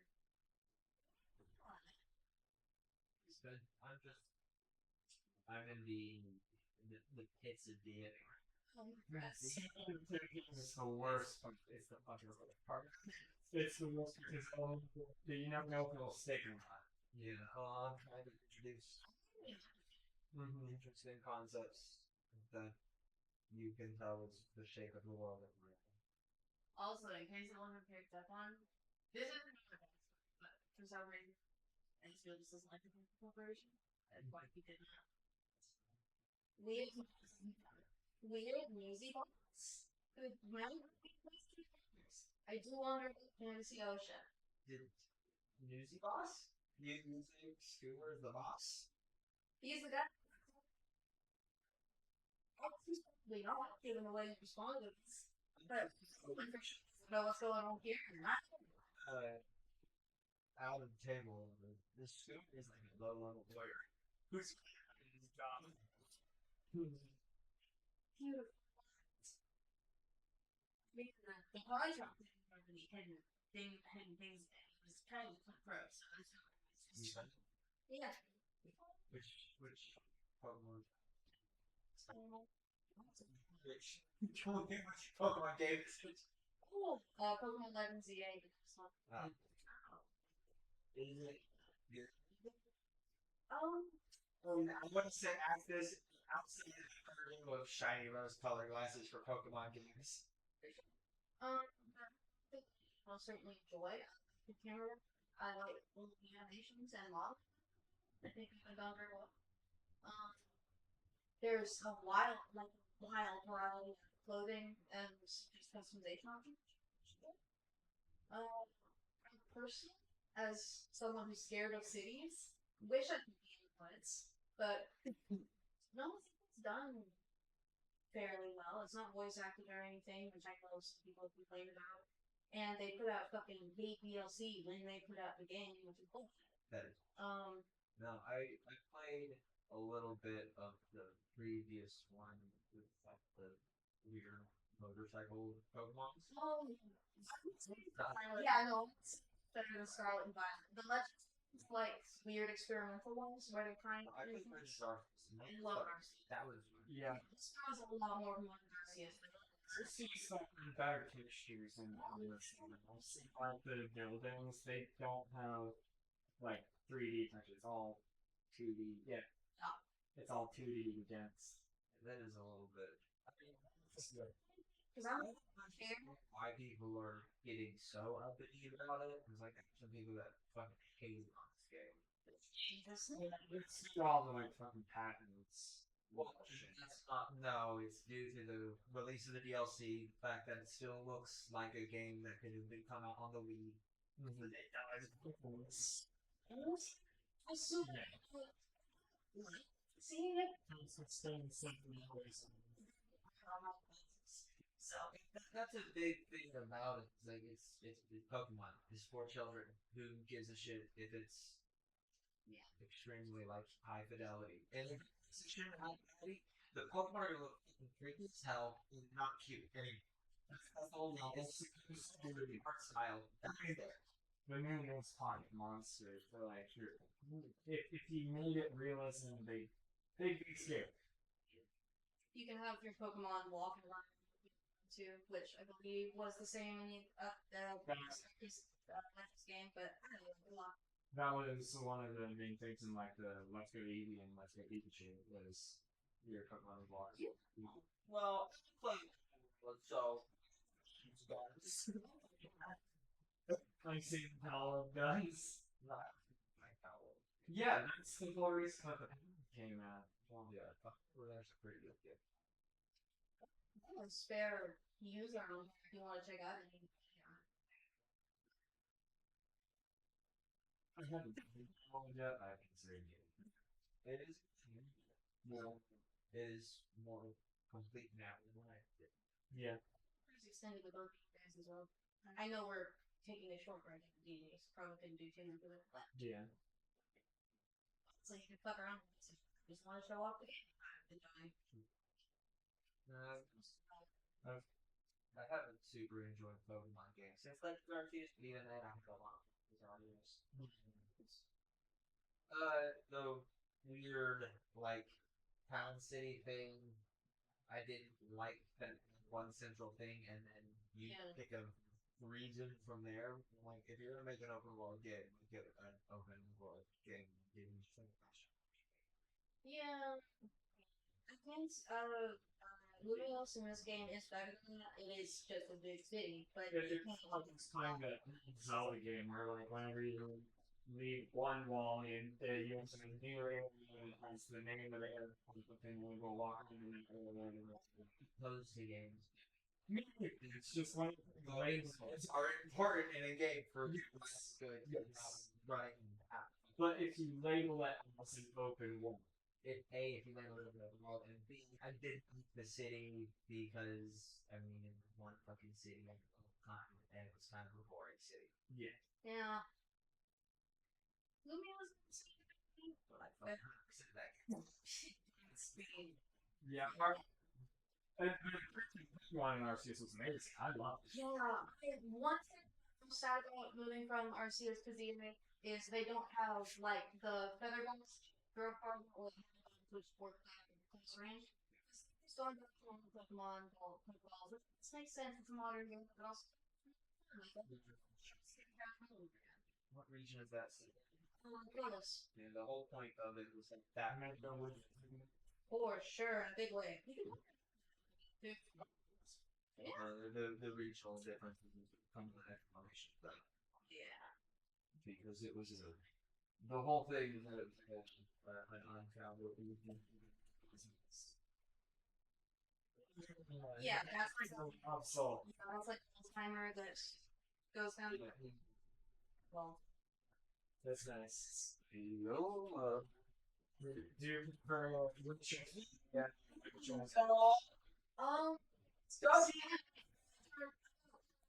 Mega Charizard what? For your first game, because I don't really like the destruction bird. Yeah.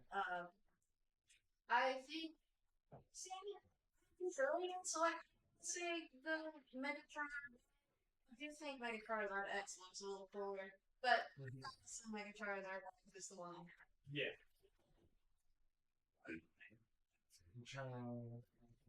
The big question is, which of the legendary birds did you choose? Which legend? Are you talking about around Pokemon Go? No, I'm talking original Pokemon. Which legendary bird was the bird that you wanted? The legendary bird. Because Zapdos all the way. Yeah. Moltres. Wait, which person? Oh yeah. Original Eevee? Evolution. Flareon. Jolteon. I didn't do these. Like, to keep it easy, this is easy, but of those three, I prefer Flareon. I'm a Jolteon. Well, more came out and they evolved into shiny Sylveon. I prefer Shiny Umbreon. Shiny Espeon. I like this weird. I like the black with blue on the Yeah, no, it is. shiny. It is very nice.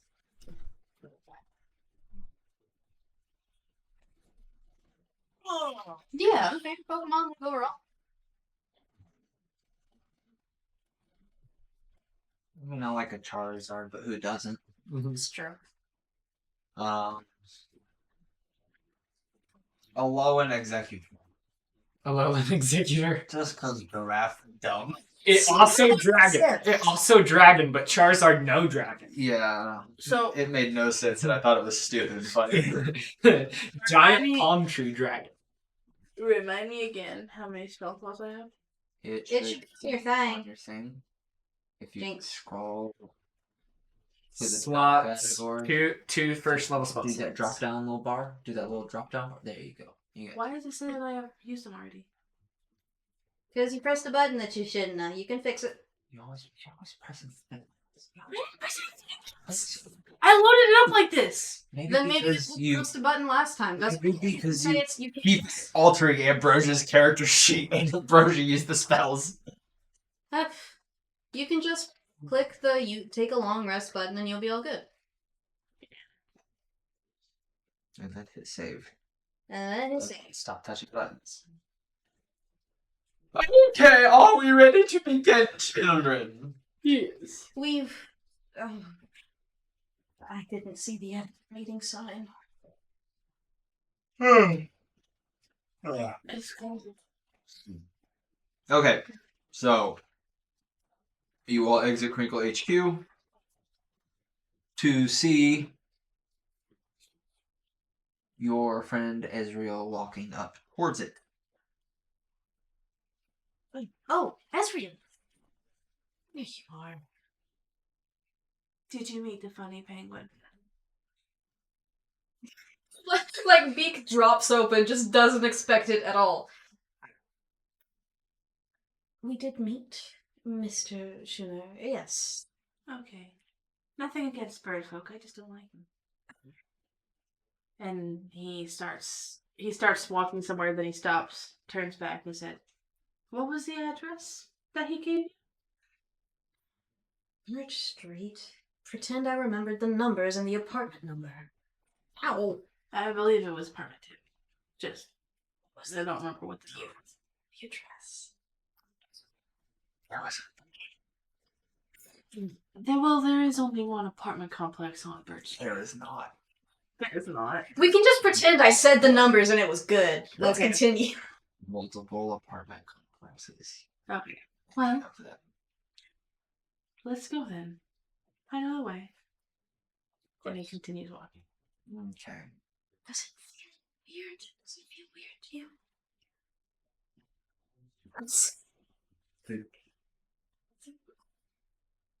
We both knew it's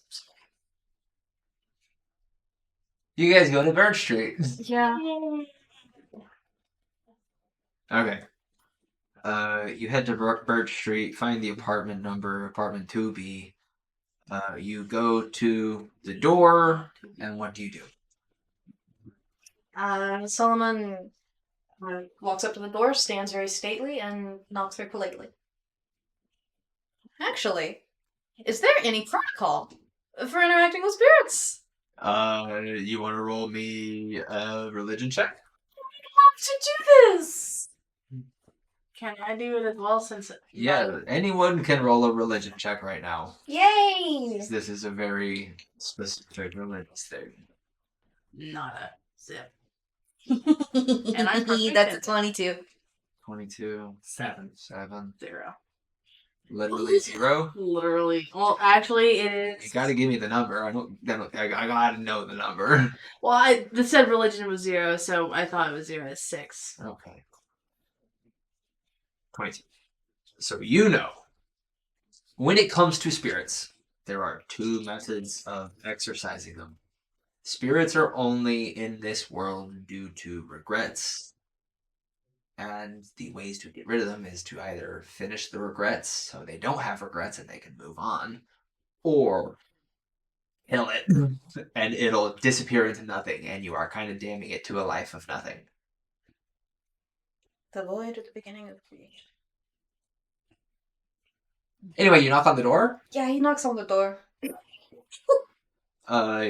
You knock on the door and If nothing, it's polite to announce oneself in the presence of something else. you don't hear anything happen. Do we have the key to the apartment? Was that supplied to us? I believe it is unlocked. My name is Solomon.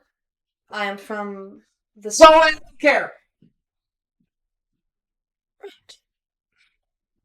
Might I ask your name? Go away. I don't care.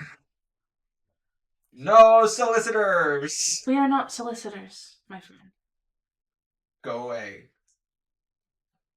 I haven't heard the surname I don't care before, but it does seem to be a lovely one. Also, I May we do not enter? believe that. No, you may not. Very well.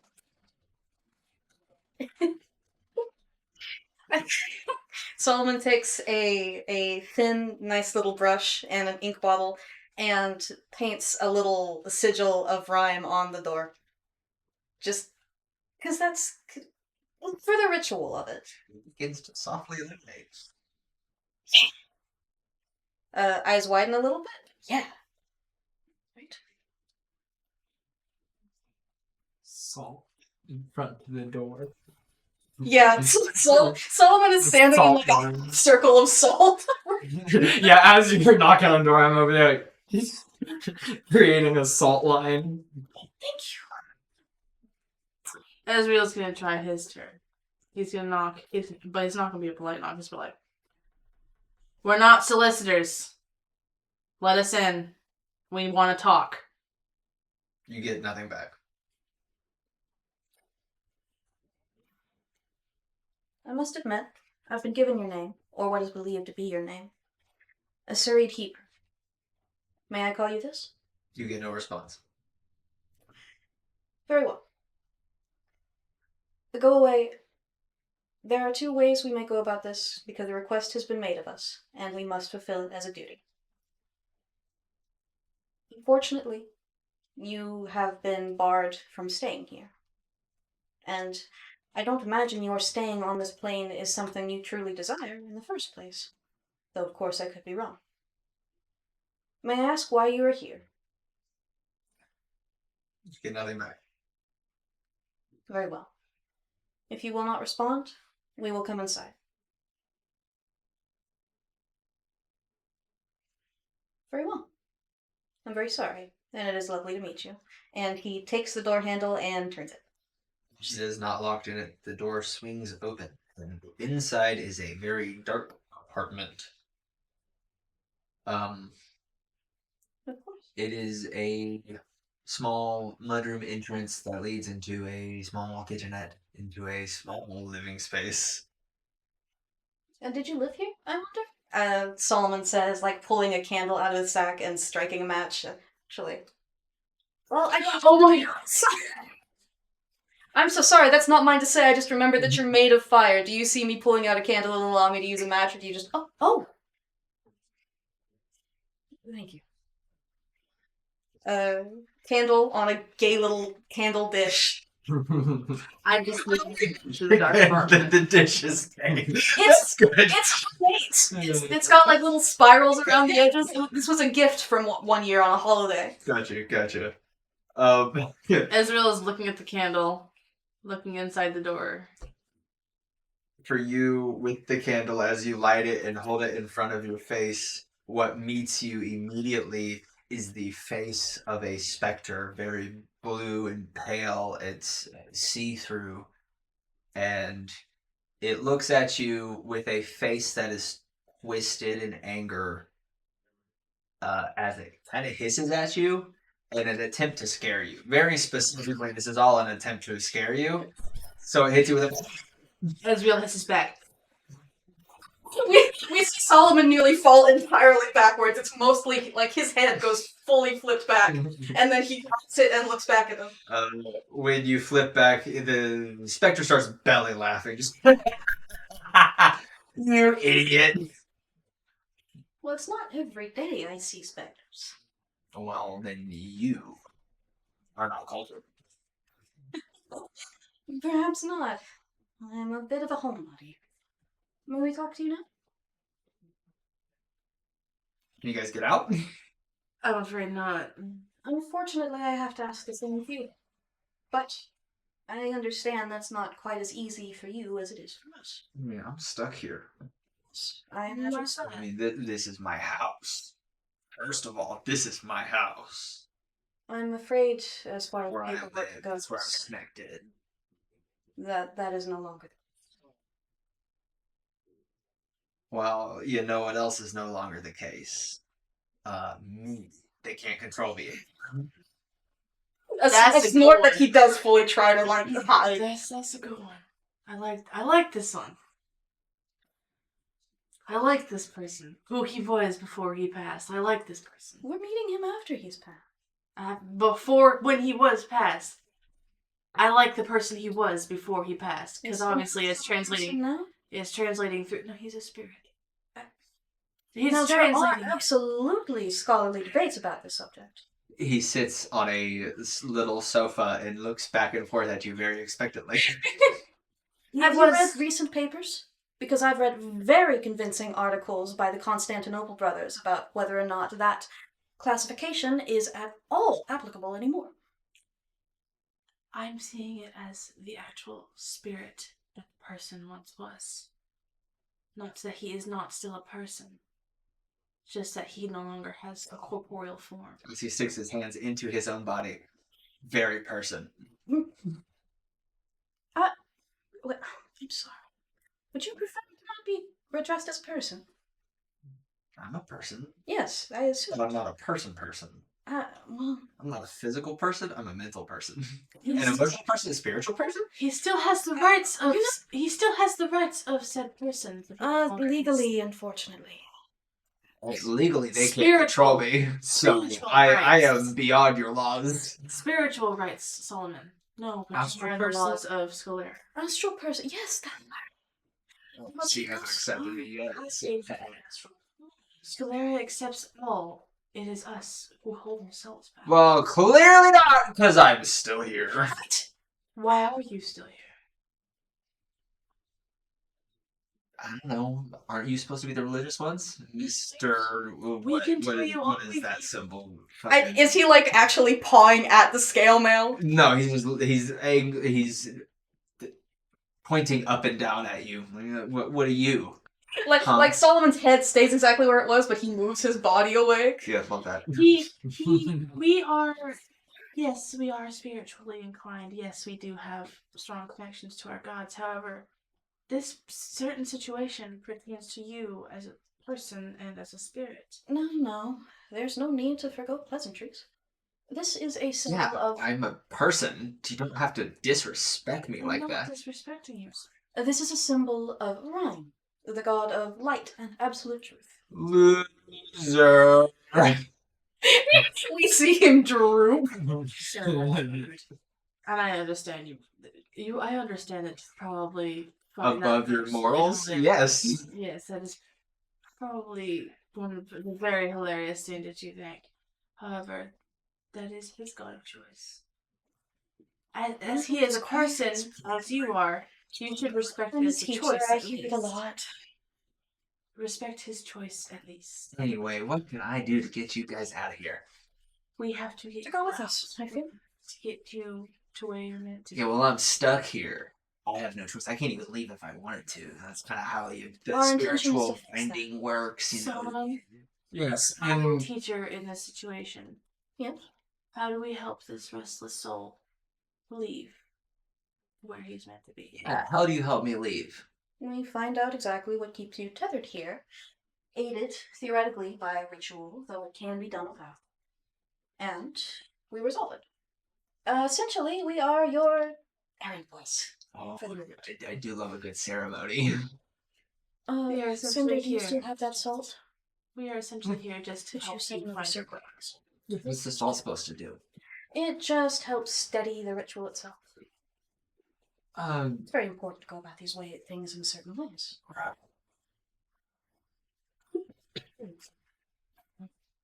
would you mind telling us if you've got any, like, deep regrets as we're setting up a ritual? Anything that you've regretted most. Solomon is like getting out a fancy little bowl to put in the circle and some candles that also have their own protectors because he doesn't want to get the wax on the floor. He's doing a whole thing. Can you roll me a persuasion check, please?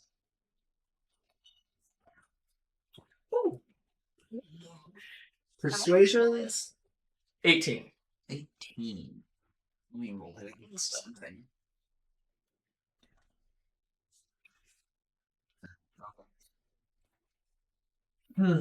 Regrets.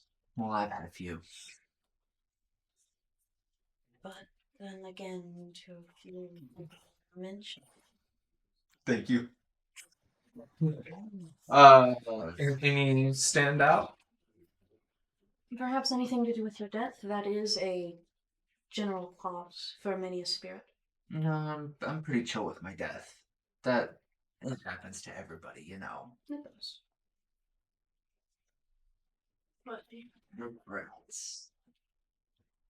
Okay, so I have this one regret Mm-hmm. that's kind of been pacing me ever since the day it happened 2 days ago. You were alive 2 days ago? Yeah. Right. How long do you think I've been here? Do you know anything about the job you've been assigned? That's exactly why we're speaking to you. Right. Just The monastery is called upon for general purposes very often. Generally, these details cannot be fully received until the site is visited itself. Listen up, kiddo. I'm gonna drop some knowledge on you. I'm certainly older than you. how is that happening to you?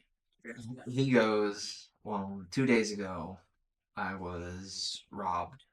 This did not result in my death, but hey, it might have been the starters. I don't know. Things happen. I was robbed.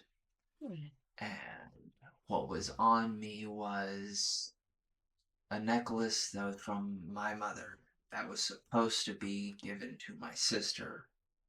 But things happen, and now a pack of goblins have it. And I kind of want it back so my sister can. Were you Well, you would have to give it to my sister because I can't leave. I can't imagine it's the most enjoyable experience. No. Getting robbed and then later dying of something else results in me kind of not having a great time. Hence the fuck you energy. Hey, guys, have I said this before? Hey, fuck you guys. I actually don't believe you have. I'm glad you crossed that off the list. Wow. I'm surprised I haven't. It was mostly I don't care, go away. Or go away, I don't care, more specifically. Well, that is. Hate to break it to you, that is fuck you energy. I'm saying specifically you didn't say fuck. Well, let me just make it clear right now. Fuck you, get out of my house. Well, it sounds like we'll be doing exactly that to address this concern. One more question. Where were you robbed? And were you robbed by these goblins? You guys know about Littlewood, and a Druid's Grove that's mildly nearby? Solomon does It's not. to He the looks north. directly towards you two.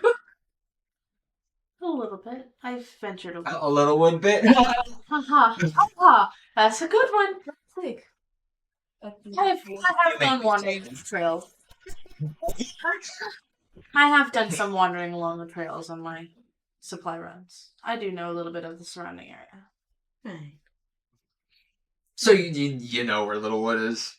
Roughly. Anyway, it doesn't really matter. Druidic Grove to the north. Anyway, about halfway between here and there is a path. Just normal, a walking path. But this place is dangerous outside of the city. You never know what you're going to run into. I see. And so, pack of goblins robbed me and then ran away. For what reason were you outside of the city? While they were robbing me, they did in fact say, get back to the base, as they ran off towards the west. You say it packs like 4 or 5 of them? There was a lot of movement. I'm not 100% sure. But somewhere around, I think. Memory's kind of foggy since the Yeah. Yeah. After we get the necklace, we'll be back to us whereabouts of your sister so we can return. Wonderful. Please don't go. I'm hoping you guys die. I just want you to know. I'm hoping you guys die during this. If you come back with my sister's jewelry, locket, necklace thing, that would be great. But apart from that, I really hope you guys die. Alright, see ya. I'm sorry, I blanked real bad. Alright, see ya. Ezreal stands up. He's telling Could you us. give us her whereabouts now, then, so we don't have to return? It's an amazing idea. Thank She still lives with my dad over at, I don't know, 123 Sycamore Street. Is that a real place? Yeah, of course. Yeah, it actually is. That's an actual address. Also, if you haven't noticed, I've got a naming scheme started. I absolutely. All Yeah, of he the went. I don't know. 123 Sycamore Street. He could. Actually, can I do an insight check on this guy? For it. all these streets are trees. All the streets are trees.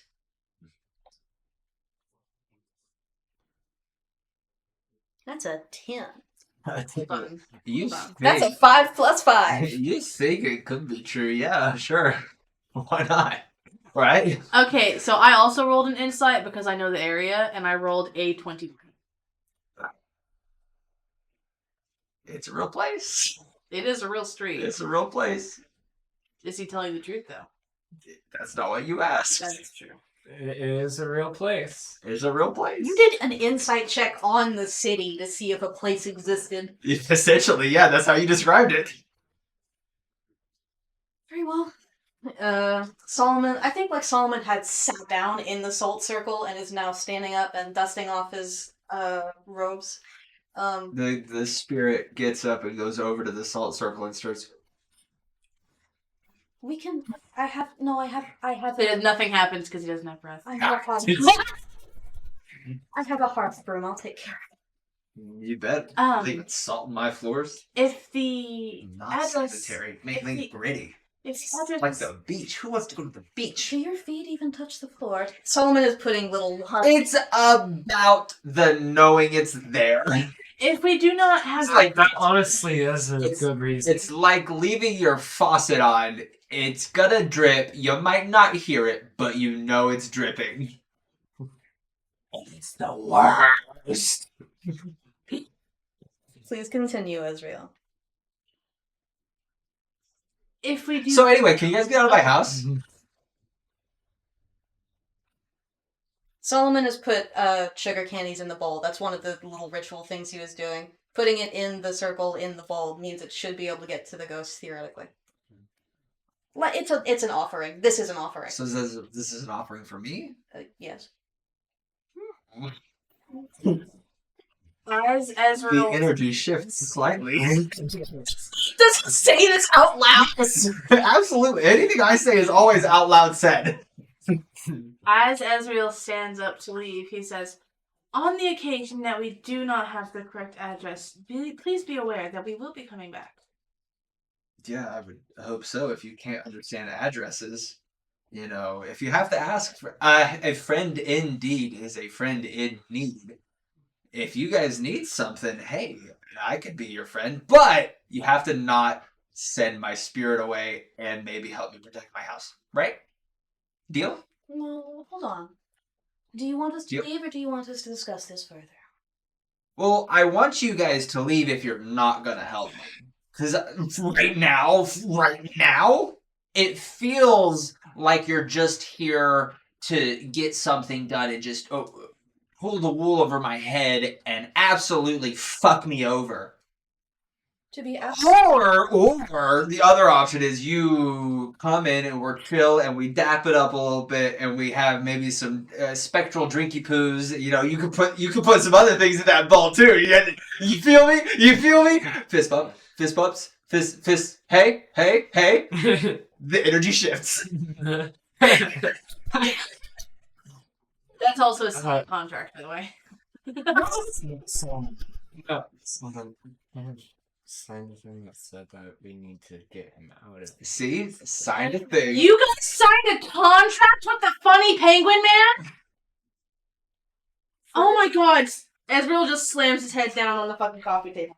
Well, perhaps if we had a guide with us that could There- advise us in this, we wouldn't have done so. Jesus might Christ, the be- ghost is leaving. Actually, I could. There might be loopholes. I looked. Do you guys have a copy of said contract? We should. Even Yes, if you of do course. not, There should even be a if you signed do copy. sign something, always ask for a copy. We should have a signed copy. Yes. He's natural. Did we get? Will you let us lie having one? Will you let us make sure that You bullshit. No, leans in Ruckus. We should probably go back and ask that receptionist for a sinus copy. we will do that? We will do that. Asriel's just shaking his head on the coffee table. Oh my god. Sarid, Oh my god. to be absolutely clear, we were called here to dismiss you by violence or by fulfilling your last wishes. I assume so, yes. That's why I was telling you, get out. Oh, that's what the previous ones were here for. You guys are chill, though. I imagine our priors were more disagreeable in their methods. Yeah, they were dicks. It is a deep pity and shame. That is the I don't need to know about your pits, man. You might have a deep pity, but that's like genetic, and you can keep that away from me. So we also have a fine-tuned cultural reason to respect the spirits that walk among us. Oh, sweet. However, these two seemingly signed a contract to dismiss you. I wish to grant your last wish. granting. My wish. I wish you would leave. To be absolutely clear. Yes. To pursue this, if this truly is the regret that holds you to the plane, would allow your spirit to travel on to a new one and free you from this house where you are currently trapped. That is on the list of things that would be okay. Not good and not great, but okay. All right. Is helping you different than going and getting this necklace and possibly fulfilling your last wish? Helping me personally. Yes, what you were speaking of What earlier. what oh, the defending of hearth and home Yes. and maybe not allowing these people that don't respect or care about me, clearly hiring a bunch of goons to come in. The goon squad, they can do nothing against me. They see these guns, you see these spiritual muscles. Yes, of course, they're rather impressive. May I ask, were these previous people from St. Thume's Monastery? No, they were just some goons sent by the landlord. That's very relieving to know. Now, we could, perhaps, look into the paperwork that saw your property passing into Mr. Schooner's hands, or the hands of his company. We could perhaps make a plea to the monastery to label this job as unjust and unholy, untoward at the very least, and see if we could get support there to have you instead cared for and protected in your residence. However, it seems to me that you do not enjoy being trapped here. Is that correct? Let's put it this way. The longer I am trapped here as a spiritual body, the more and more I feel attached to this place. Attached in a way that may at some point cause me to cross boundaries that should not be crossed. You seem to have a very good understanding of your situation. No, not in the slightest. I was just bullshitting you guys. Can I do another religion check to Yes, see well, what I know about ghosts? Absolutely. Because that sounds plausible. Also, I like doing religion checks because I got a +6 in it. Fuck me, that's a 9. 9 plus 6? 9 plus 6. No, fuck, no, that's a 3. So it's Oh, 9. 9 total. Yeah, sure. What he says, right?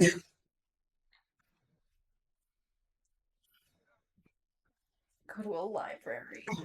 I do actually love going to libraries, so You that do? isn't bad. Yeah, I noticed you have a strange amount of books on you. Oh, no, that's just... Well, if you see here, like pulling out big fucking book, flipping to a page on ghost rituals, salt circle on there, bowl on there with the offerings. If you would see here, there's actually diagrams on how to do this. On the offerings list, I don't see any henny. and I think that is a crime. Flips No. to the next page. No. No, it's here. Pulls out a jar and just like a honey spoon into the ball. Oh, that's sweet. Henny. What is Henny, by the way? Hennessy. Shit. Alcohol. That we see Solomon like visibly get a little sad about the sweets possibly dissolving. They're so lovingly sculpted. No, and they'll make the alcohol sweeter. Anyway, jokes. So, Do you want to remain here truly? are you well? Because I do not imagine it is a very pleasant existence for you. Persuasion check. Yeah.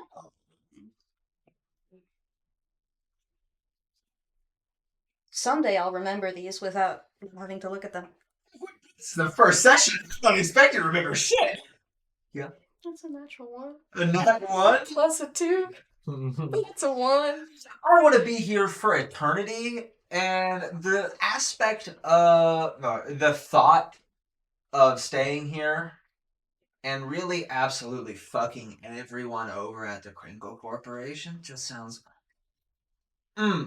delicious, smooching the fingers. You know what they say.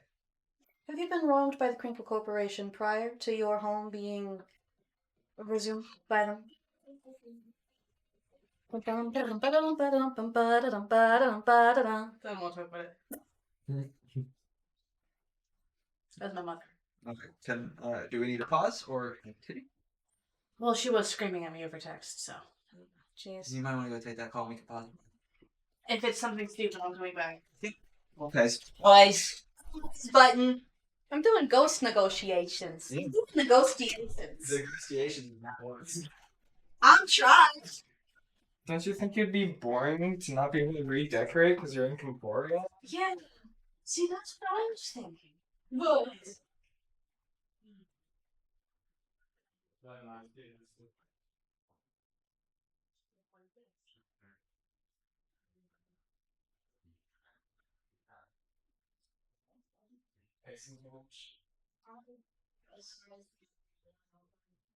Yeah.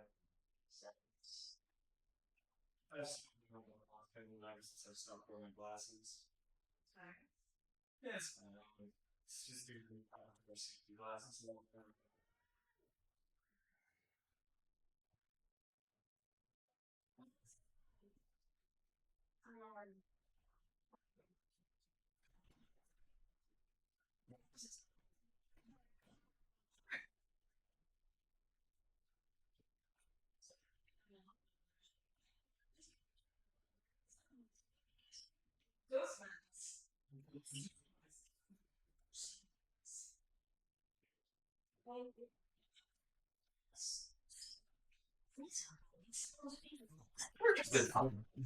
I enjoy them.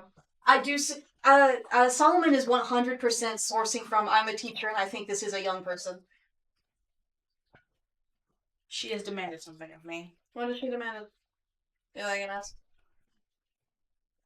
She has demanded that I show Adam a picture of her nails. Okay. Can I see her nails? It's necessary. I wasn't gonna do it anyway. Okay. No. Let's play the game. Yes, let's play the game. Yes, please. Okay. She knows better. She knows better. She nails better. She knows better, Dad knows better, everyone knows better not to disturb No, me on Angel. Saturdays. Especially bosses, because their calls will go straight to voicemail. You can yell's character so far. You don't have to pick up the phone for work whenever you're not working. Yes.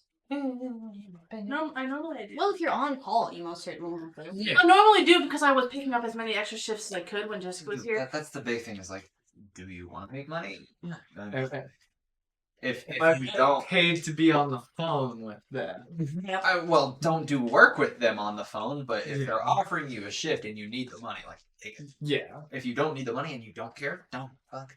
Fuck that shit, right? Yeah. No, but even Tammy Anywho, call me on Saturdays. let's get back to the game. You have just rolled a nat 1 On on persuasion. a persuasion to Asking him a question. I was saying, do you want to stay here? Because right, it does not sound like a pleasant existence.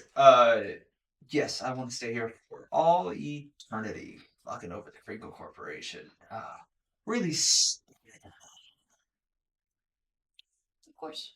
Do you still want us to pursue the necklace that your mother wishes to be received by your sister? yeah, that would be cool. You know, my family heirlooms getting passed down the generations. It's so nice, yeah. Of course.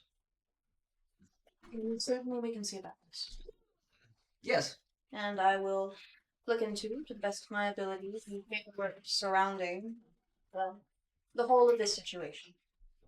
If that is amenable? Bro, the whole energy changed. Dab me up right now. Do it right now. Right now. I've heard from my Check, there you go. Legally binding contract. You did shock me. How did you do I'm just shocking. What can I say? that? Yes, did you?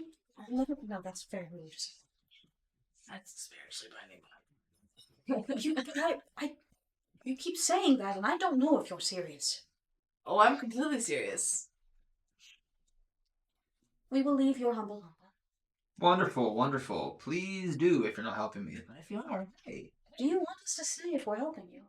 Hey man, Because I can help you. I have no contract with the fucking idiot Sun Criminal Corp. I can make a contract with you. Ezreal, regardless of who signed papers and who did not, we most certainly need to come to a consensus together as a group. Do you want us to stay here because I cannot read these books while I am here? Because they are No, you don't have to stay here. I more meant that in a phrase of We can stay. you staying here to use your weapons to defend my house when they send more goons. Because if you guys fail, you know what happens next? More goons. They just cost more. You know, you guys are mid tier. You're still pretty low tier because they've only sent one other group. They must have been cheap bozos, right? I mean, I put him right in the headlock and I gave one a noogie. Just it Are you able to achieve corporeality to this level? enough to hurt people. Hell yeah, brother. Hell yeah. That's very good to know. Thank you. Well, Anyway, are these ghosts still alive? They're in the hospital. Well, I wasn't there for that conversation. No, that was the original worker. I wasn't there for that conversation anyway. I can't speak up. And I'll just let you guys decide. Well, no, if they were dead, their bodies would still be in here. That's the thing. Hey, I like a critical thinker. Once, of course, they sent someone to retrieve them, as they are likely to do, because body Who will would start probably to also- Oh, another critical thinker. Pressing salt into a Who little would pan. probably also be dead because, I mean, as he's already stated, Oh, fuck us, God, get off the, our the brains in this property. group. Oh my Kill a god. coroner? Huh? Would you kill a coroner? Don't equate me to your corporeal logic. Don't equate me to that. Would you Come on. harm a coroner such that they might not continue living? They need a coroner for the coroner. Yeah. That what you mean? That would be really funny. That's a great little. After enough coroners, theoretically one would just be able to reach from outside of the door to get... Do you think that if two opposing coroners, if one of them dies and the other one is doing the coronaring for that coroner, that they would spend the entire time just defiling? Not in a gross way, but in like a funny way? Defacing the corpse? Yeah, absolutely. I would draw a little mustache on there, a little monocle that's not actually... That would be funny. What did you pursue as a occupation in your time I'm alive? not going to worry about that, okay? Okay. I'm actually Also, curious. like, I have my dustpan full of Is stuff it- now. shouldn't there be, like, if you opened any wounds, shouldn't there be blood somewhere here? Wouldn't that bother you just as much as the salt on the floor? Do you think I keep a dirty house? No, I'm just I'm saying. sorry. No, I'm sorry. Do you Being- think I keep a dirty... do No, you think my no. place of residence is gross? No, I'm sorry. You think where my spirit It's gross. Everyone looks around. I was because just he's saying like, that "Nuts?" in completed form you aren't able to clean anything after. Please roll a persuasion. Because he's getting mad at you. Can I give her the help action because I'm trying to duck in and be Sure, consolatory? Sure, you have help. Ezreal's also just looking around with his dark Okay, saying, you said persuasion? Yes, persuasion. 18. 18? Okay. We'll let it. He was going to attack you for that. We've taken up too I'm much of your not time. saying Mike. that. Oh, definitely. My eternity is just getting started, and I cannot have it be wasted by you fucks. Yeah. One more. One. I'm imagining a third one pops up his chest. To your eternity, 30. Hell yeah. Shall we go? Alright. Indeed. Turns, walks out the door, does take a couple minutes to scrub the sigil off of it because he has to leave it spotless. Oh, this people would have totally burnt out in that time. Oh yeah, definitely. As Ezreal is leaving, he does Right as stop. you leave it. I do. The bad.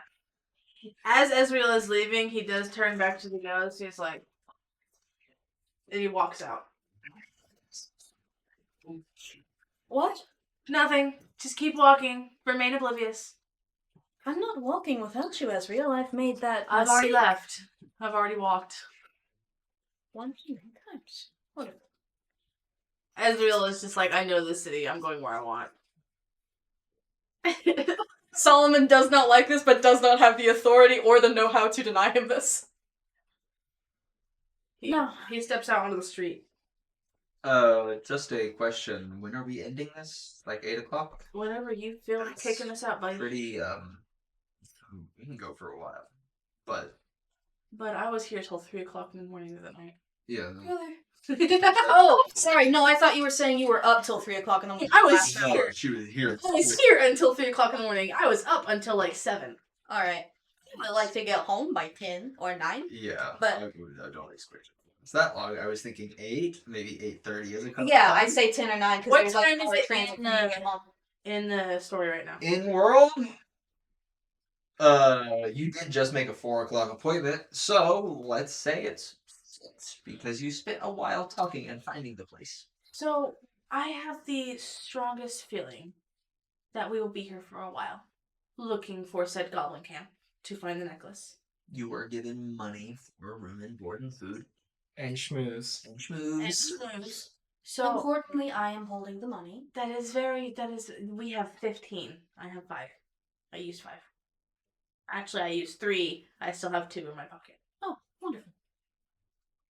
No, you gave that to me. That's your fault. I gave that to you for. That's called schmoozing. I was given a very different impression of what schmoozing is from your conversation in the minister's Oh, I office. figured that out. That's smooching. I was thinking of smooching. No, smooching is where you kind of play with the person to make them think that you're there, that they're doing what they want to, but then they don't. No. No, No. I don't imagine I'll be I giving you any think- more gold on this trip. I think It's fun. I think smoozing, as the master was putting it, is bribery. Yes.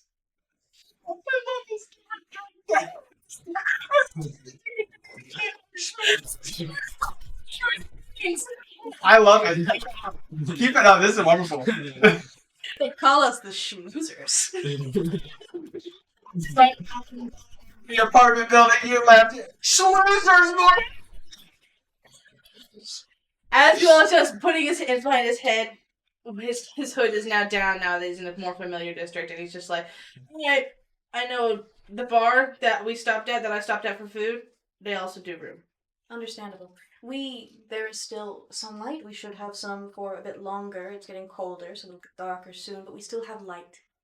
We need imminently to visit both the Crinkle Corporation once more to request our copy of this paperwork and the library so I can look into ghostliness.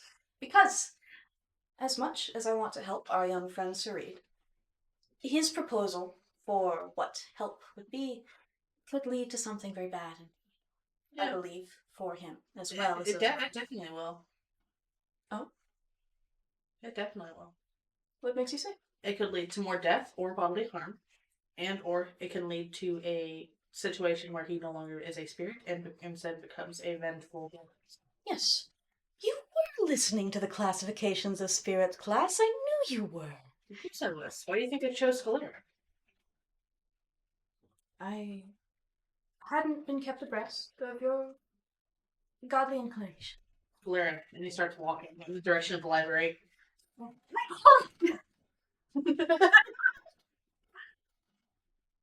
So you go to the library? We're the library. You enter the library. It's a big city. It's a big library. A lot of books, a lot of shelves. Oh, Dewey Decimal.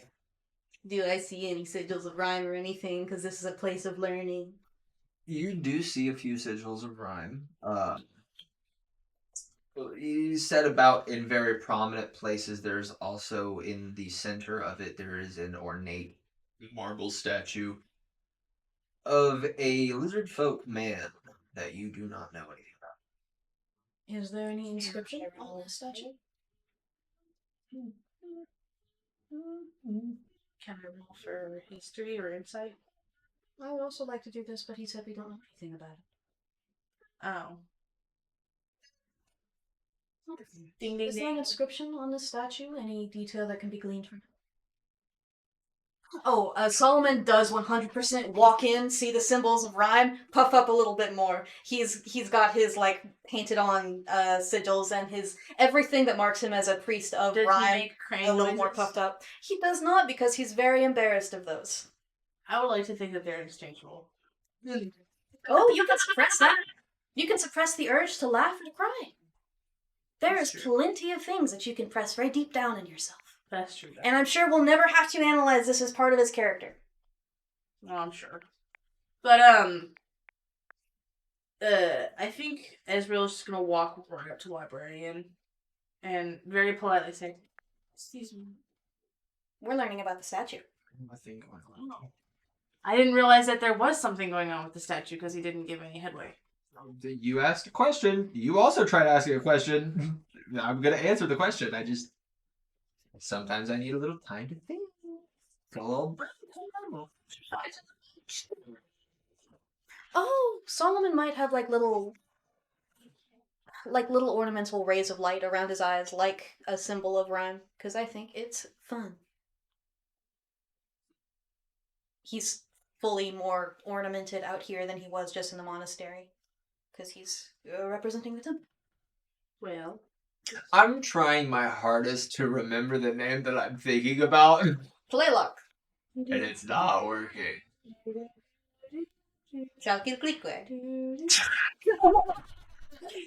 No, like literally, I was. Where's your thought? I'm just listening. No, you're fine. You can keep listening. I'm just not gonna use any of it because I was literally gonna name it after something, and I just can't remember the something's name anymore. It's gone. Poof. Poof. Schnitzel. Schnitzel. Schnitzel. Oh, I thought you said. I thought you were talking about fucking food. I was like schnitzels. No. Full honesty, there's a web series I enjoy that uses a bunch of Aztec god names, so I have extra practice in saying them. Nice, nice. Man, I haven't watched Webtoon in so long. Watch No Evil for me. Read Webtoon. Watch No Evil by Betsy Lee on YouTube for me. Casts my evil spell on you.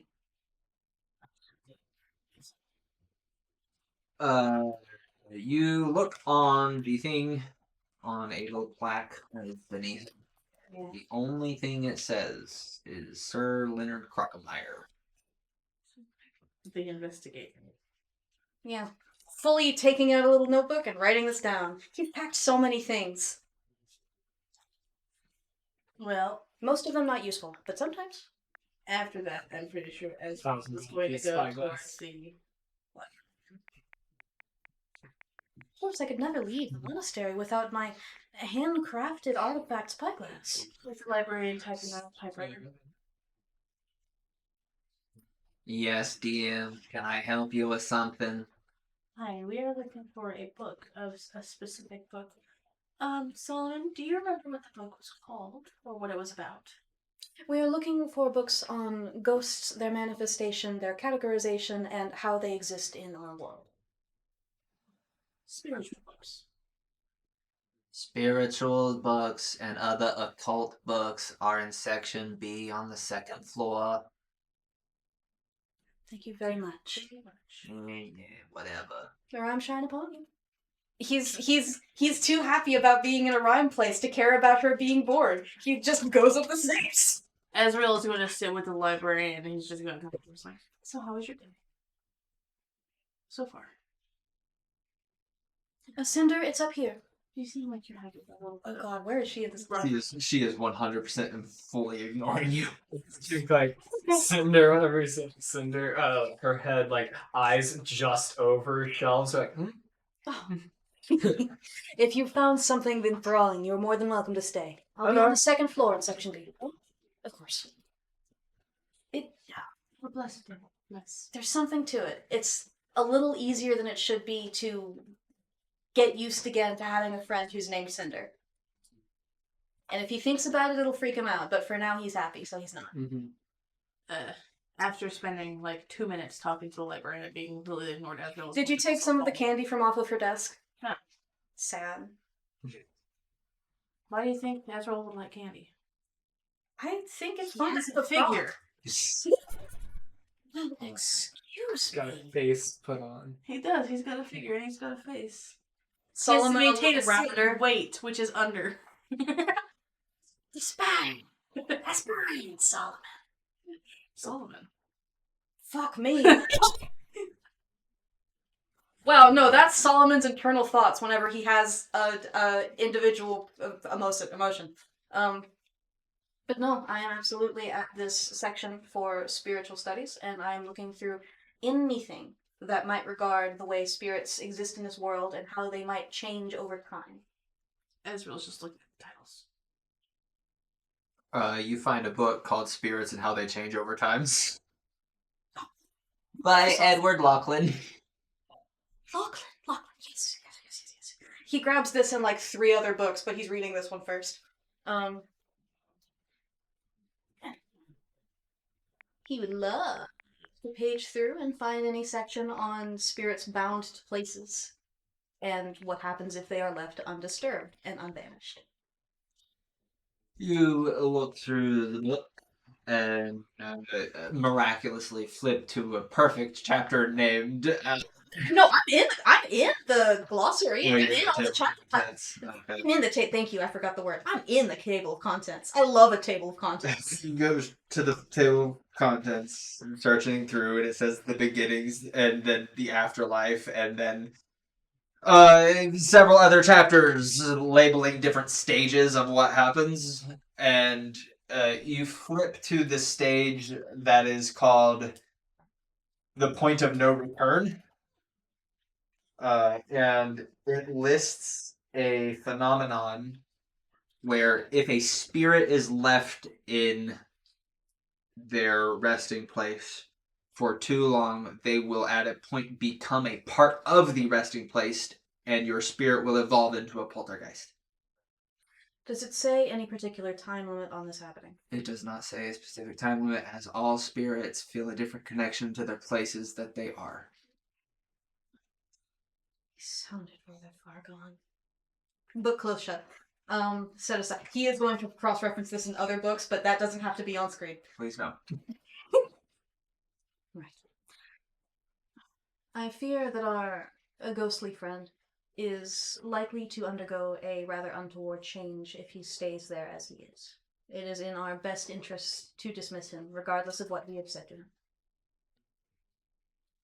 It is in fact in his best interest for this, because there is no home in a trap. That's true. Wonderful. I need to take notes of these. If there's anything you both want to look into in this library, you are more than free to. I actually was going to sit at the table and attempt to pray to Scalera for guidance. Of course, don't let me stop you. Lovely. You do so. What does that look like? Um, I did a weird thing, so you get to do a weird thing too. Come play in salt circles with me. Oh, he found a little bit of the salt that fell between the floorboards. so what Ezreal is going to do is he also has an emblem, but it isn't. It's more like an amulet, so it's attached to like a leather string. So he very carefully pulled it off, avoiding his horns, holds it in his hand, and he starts whispering to it. Solomon super listens in if he's anywhere close. He loves being nosy. It's almost unintelligible. It's like a mutter. So he listens to the rhythm of it.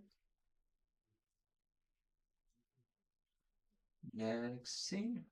Do you want to tell God what you're telling God? Oh, I would assume not if you're not gonna say it, but well, it's mostly just him asking Scholar. are you going to do it in character? Yeah. Okay. Fine, doors. Please speak up. I can't hear shit. Scalera. If you're talking to God, I mean. Scalera, keeper of the dead, goddess of. What is it? What was her title? She's just keeper of the dead. Scalera, keeper of the dead, please help me find the way to lead the spirit from plane that it is currently in into your welcoming arms. Oh man, finally we can eat. What? What? Hey, is Cinder doing anything in the library? Because I like Cinder and I want to see her. I think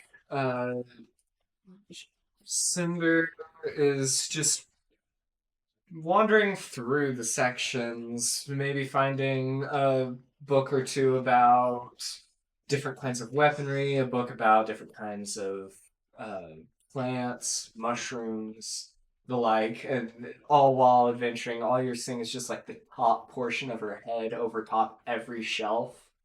Everywhere she's going, you can keep an eye on where she is. Solomon absolutely does. Do you have a proclivity to accidentally set shit on fire? No. Okay. No. Understandable. Yeah. The air around is like warm, the air around her, Gotcha, but like gotcha. it's not set paper on fire hot. I gotcha. Like if there was wet pages, it might crinkle them, but The Crinkler. So I think this might take like an hour or two to get all of the information he wants cross-referenced and written down so he can refer to it. Yeah, you guys spend 30 minutes to an hour at the library just dicking around. Do you check out any books? Do you try to check out any books? I would love to check out the one on ghosts that I have. Do I get any guidance at all? No. That is not the way. You got to get to what, level 10 before you can actually talk to your god? Fair. I know I was doing a lot with Clematis, but that's not how you're supposed to handle gods in D&D. It was a unique It was a unique situation. that the god had extra interest in their clerics. She liked him. It was bad. It was bad. It was real bad. It was bad that she liked them. It was bad that she liked him a lot. It was a lot bad. But yeah. I would. There's so many books he would want to check out, but he already has several in his bag. So I do think he restricts himself to just the one whose title I've already forgotten about ghosts and how they proceed in existence. And That's the title now. That's how they proceed in existence. Ghosts and how they proceed in existence. By Edward something. Edward Lachlan. Lachlan. I've read several he's like talking to himself. If you guys are around him as he goes to the desk. I've read several publications by the siblings, but I've never actually seen this one in print. I don't think we ever got it at the temple. Matt, Yes. I would love to check out this book if at all possible. Do you have a library card? I would love to receive one. That'll be 5 gold pieces for a library card. All of You see him take a deep breath in and then not release it. Can Ezreal have one already, since he spent so much time here? I would say no. Okay. Does he go to the Just library? because I think it's more interesting for you to not have one. Are you gonna cough it up or not? I will to discuss that with my colleagues. Thank you so much for your time. Where is your return cart that I may put this somewhere it belongs? Brother, it's over there. And she points to a very small, book-sized slot that's in the desk. Yes, I of course can return it to where it was. I remember exactly, but I am of the understanding that this is checked to, well, for the governmental agencies that run these libraries to understand exactly how much funding an institution like this needs. Just put the book back, dear. Okay. I'm very sorry, ma'am. Are you feeling all right? Oh, it's just fine, just peachy. This library, it's great. Are you perhaps tired or maladied by a headache? Yeah, well, you're giving me one, I can tell you that much. My heartfelt apologies, ma'am. Thank you for your time. And walks off, tail between his legs.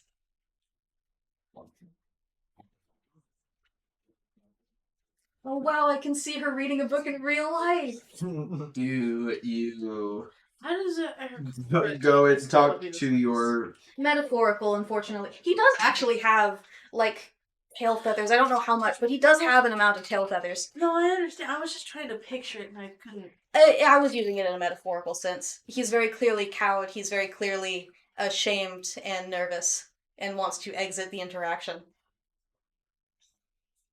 He does return the book back to where it goes. Like, he starts to walk out and then goes, no, and goes back up the stairs. Okay. Did you leave? Are you... I'm pretty sure you wanted to discuss buying a library card. I said that so I would not use our funds on my own, and so that I could exit an interaction that I felt was going poorly. Yeah, that. Yeah, the librarian's kind of bored. It has nothing to do with you. She just doesn't want to be here. Well, She doesn't want to be here. And that's okay. No one likes their job. I like my job. This is not a job, this is a living. Make a difference. Well, hey, This is the way we live. A job means that you can exit it. We cannot exit this part of our lives. actually, we can. It is our loyalty to this monastery that keeps us here, or at least it should be. Is that not the case with you, Ezreal? Nobody at the monastery wants me there. I stay out of obligation. There's only 2 people that I know of at that entire monastery that actively tell me that they want me. That's fair, I suppose. I'm very sorry. Regardless, I don't imagine it would be a... It's just, sorry, it's really good to look over to you and see you with the actual book. I That's very good. I do not believe it would be a worthwhile use of the funds the monastery has so kindly granted us for this mission to use it on a library card that would likely see little use, at least in my hands. Well, I will not ask this of you. well then, have you taken down all the notes that you wanted? Oh, yes, of course. Full notebook pages of transcription, small handwriting. Wonderful. Shall we go to the Crinkle Corporation before they close? Yes, of course. Cinder. Oh, Oh. Sitting down in like one of the ornate armchairs, reading a book labeled 150 plus ways to prepare mushrooms and meals. Written by Kevin Crabapple. It breaks Solomon's heart to have to disturb her. He like peeks. He doesn't see you in the shelves. That's what he got used to. So he gets Yeah. like worried for a second, and then he sees you in the armchair. He just looks like Just- a toddler chair compared to. You see him will Like, seeing her- you so cozy Yeah, and her involved. knees are probably like up like this, except one's on top of the other, so it's kind of sitting like that in the chair. Eye level with just about. Yeah, she's. Um. Are you thinking? Oh no, you're not trouble, you. No. Ezreal peeks his head from behind the shelf. He's like, I think 150 plus ways to prepare a mushroom. He wants her to be able to check that out. Yeah. Ezreal peeks his head around. He's like, I'm totally planning on getting the chef feat at level 5. I have a suggestion. Ezreal does come to the city quite often. If you want, It does come. He does. that's real business. He does. He is in the city quite often, and seeing how much you are enjoying books that we most likely do not have at the monastery, this site does open him up to being more welcome to getting a library card specifically so that way he can courier books to him. If you want to make the suggestion, you do have to make it in character. You do see Solomon see this beautiful scene and then completely wilt Close with the the way book to and not then have a like, library card. have to Ezreal, so slightly struggle in push character, up out of the smaller armchair, like like adjusting body weight just right. in character, Ezreal's going to lean across the shelf, see this, see how cozy they were, and be like, well, do you like reading? Fair bit. Have you read anything in the library at the monastery? Not many books in a Oh, you're interested monastery. in cookbooks. Well, they really don't have a lot of cookbooks in the monastery. But if you would like, we do have the option to buy a library card, and I don't have a problem couriering books to and from the library. I don't care about schmoozing them. You don't care about. You don't care about schmoozing books. Crazy, right? If that's something you would be interested in. I mean, we could always use more children's books for the children of the monastery. We don't have a lot of them. You're hitting Solomon in every possible weak point. All we have is religion books. We don't really have that many.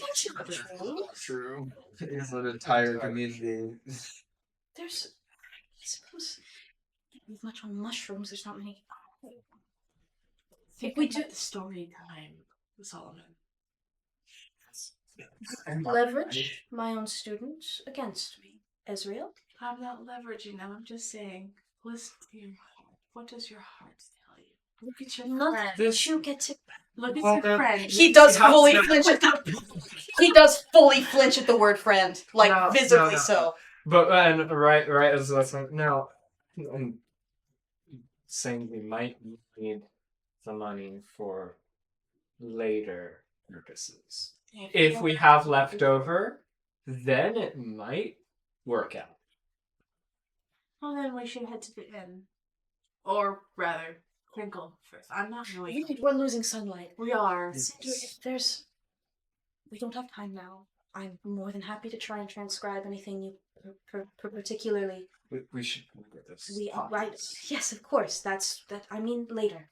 Let's go. Ezreal stands up and starts walking you guys to Crinkle Corporation, since we are in a different part of town. I think there's probably like a line order by now, and I think it's absolutely Ezreal, Cinder, and then Solomon in the wake of you because he cannot handle the crowd on his own. Well, if it's darker, is there a crowd? It's a city. I wouldn't know. Yeah, it's still pretty crowded. The city traffic really dies down. City never sleeps, baby. And you go to the Crinkle Corporation. That Goliath guy is still behind the counter. Pretty sure I called him Travis. I think I did. Ezreal walks. Anyway. Ezreal walks up to the guy, the Goliath, and he's like, Hello again. "Oh, hello. I was not with these two earlier, and they signed a contract with the Penguin, Mr. Schumer. Mr. Schumer. Oh, Scoomer. Yeah. Mr. Scoomer. I remember it because it sounds like a boat. They have forgotten to request a copy of the contract they have signed, and I am here to formally request that we have a copy of the contract that they have signed. Thank you. Just as you're saying that, Mr. Scoomer comes down the stairs Mr. Scoomer. and he looks like he's about to get off of work and go home for the day. He's got a briefcase on him and he's just like packing up his Really doing his delightful. tie. Mm-hmm. And he goes, "Oh, you guys." We're in need of a copy for our own use of the contract we signed earlier. I am of the understanding that you should have one. He looks at you all. He looks up at the clock on the wall. He looks at you all. He looks at the clock on the wall. He looks at the Goliath. He looks at you guys. You will understand this is very important for our monastery's work and continued cooperation. He goes, Okay. I didn't want to do. he walks over to the reception desk, pulls out his briefcase, pops it open, grabs some paperwork out of it, and gives it to the Goliath and goes, "Copies, please." The Goliath makes some copies, gives a copy to you guys, gives him back the original. Thank you for all of your service. I don't want to go home, man. Just let me go home. Go home. You're fine. Cast blood guidance. Still sure makes me feel Of course, blessings upon you. Lovely night, Mr. Scoomer. I will make sure that these two read up on the contract that they have signed. Excuse me, Ezreal. That's already happened. Oh, wait, you Let's haven't leave. you didn't sign? Wait, No. wait, hey, He's just our busboy. Don't worry. hold on. Spoy. Hold on. You're in the group trying to do the thing. Well, great news, I have the original right here. Just sit right here, please. And he turns and walks away.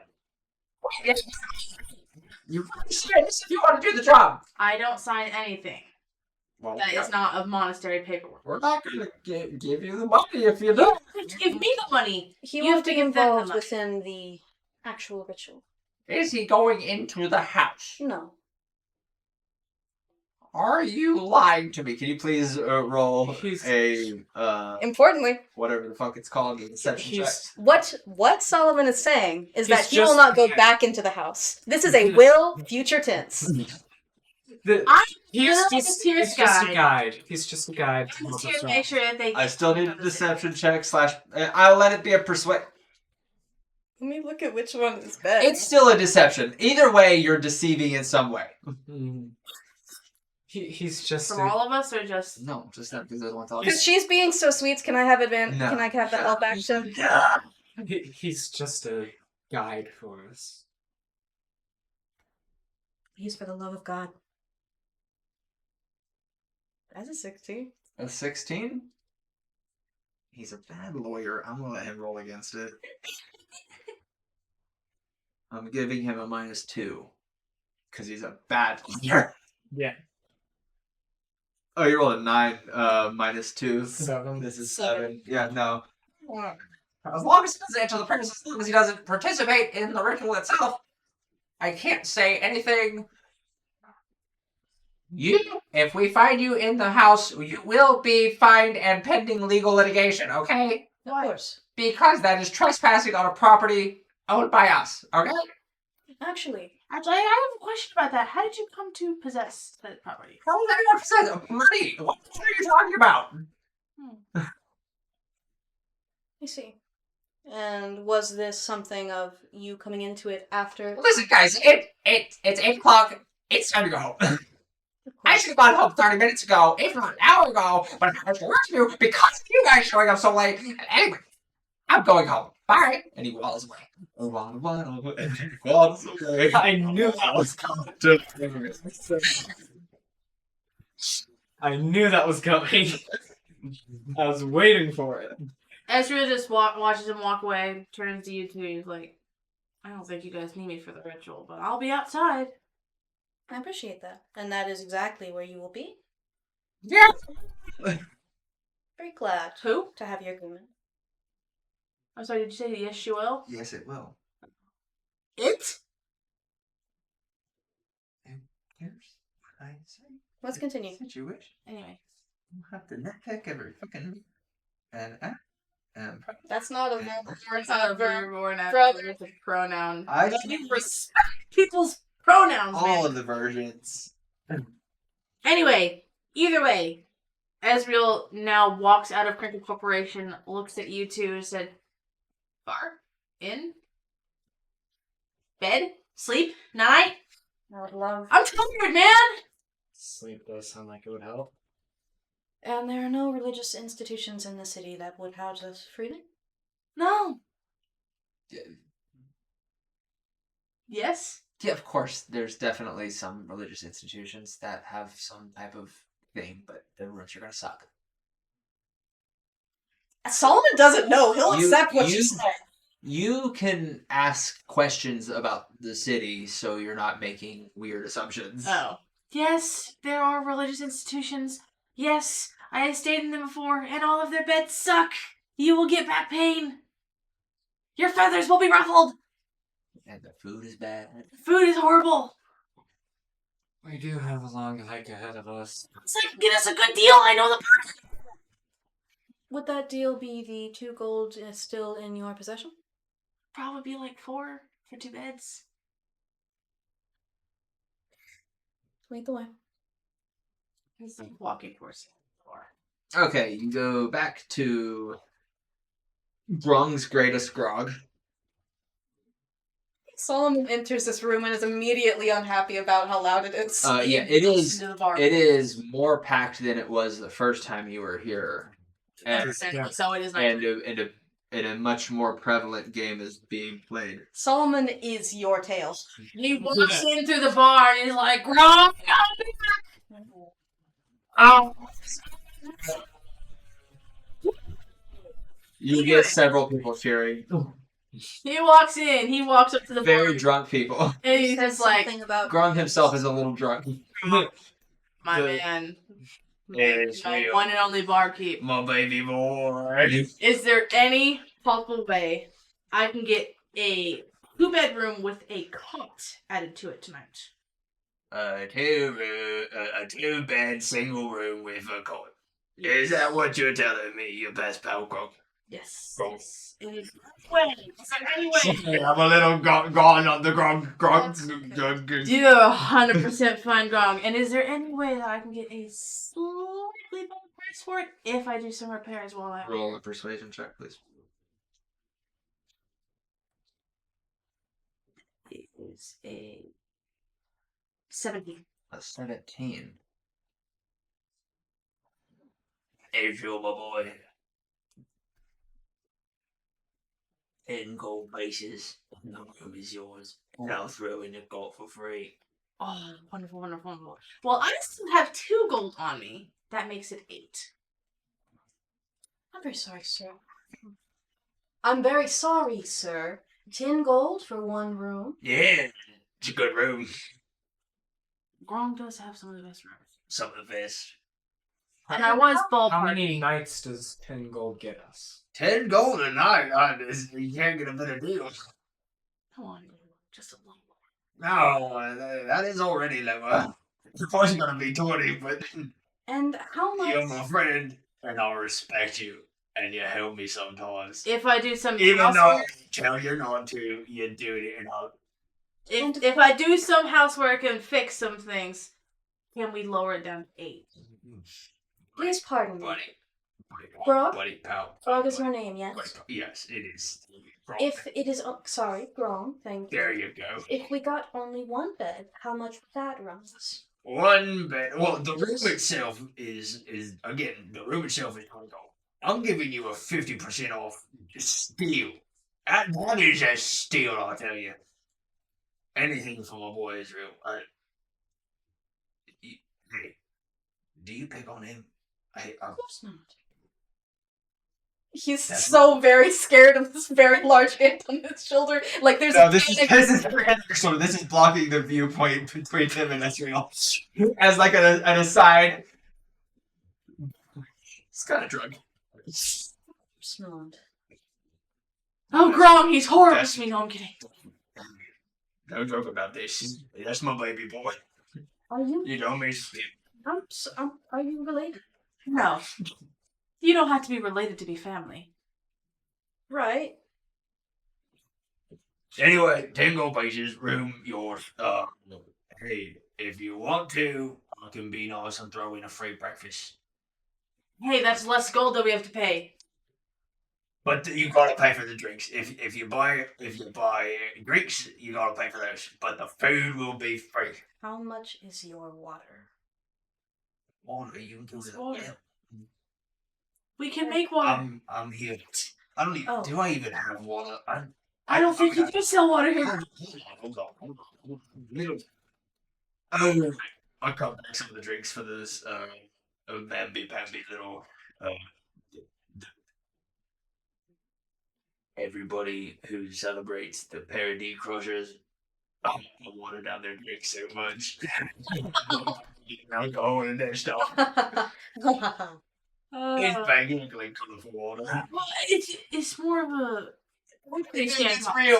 Mamby-pamby little bastards. He doesn't want them to get too drunk so that way they don't start fights. And break No, I things. think they need to respect the right teams. That's what I think. Israel, Hmm. I have exactly zero problem with this establishment owner watering down his drinks. You shouldn't. It's my proclivity to do so. I don't drink. Rare. So, 10 gold, yes, plus free breakfast? Israel, speak with me outside, please. And One Solomon moment, I walks have to go speak with the people. He rolls his eyes, stands up, and walks outside. You're not gonna get a deal. Oh, out in there. It's a bar. What did you expect? I think in the time y'all were talking, you guys walk out and Cinder's sitting out on the steps. Whenever the cheering started, you guys lost track of her. Oh.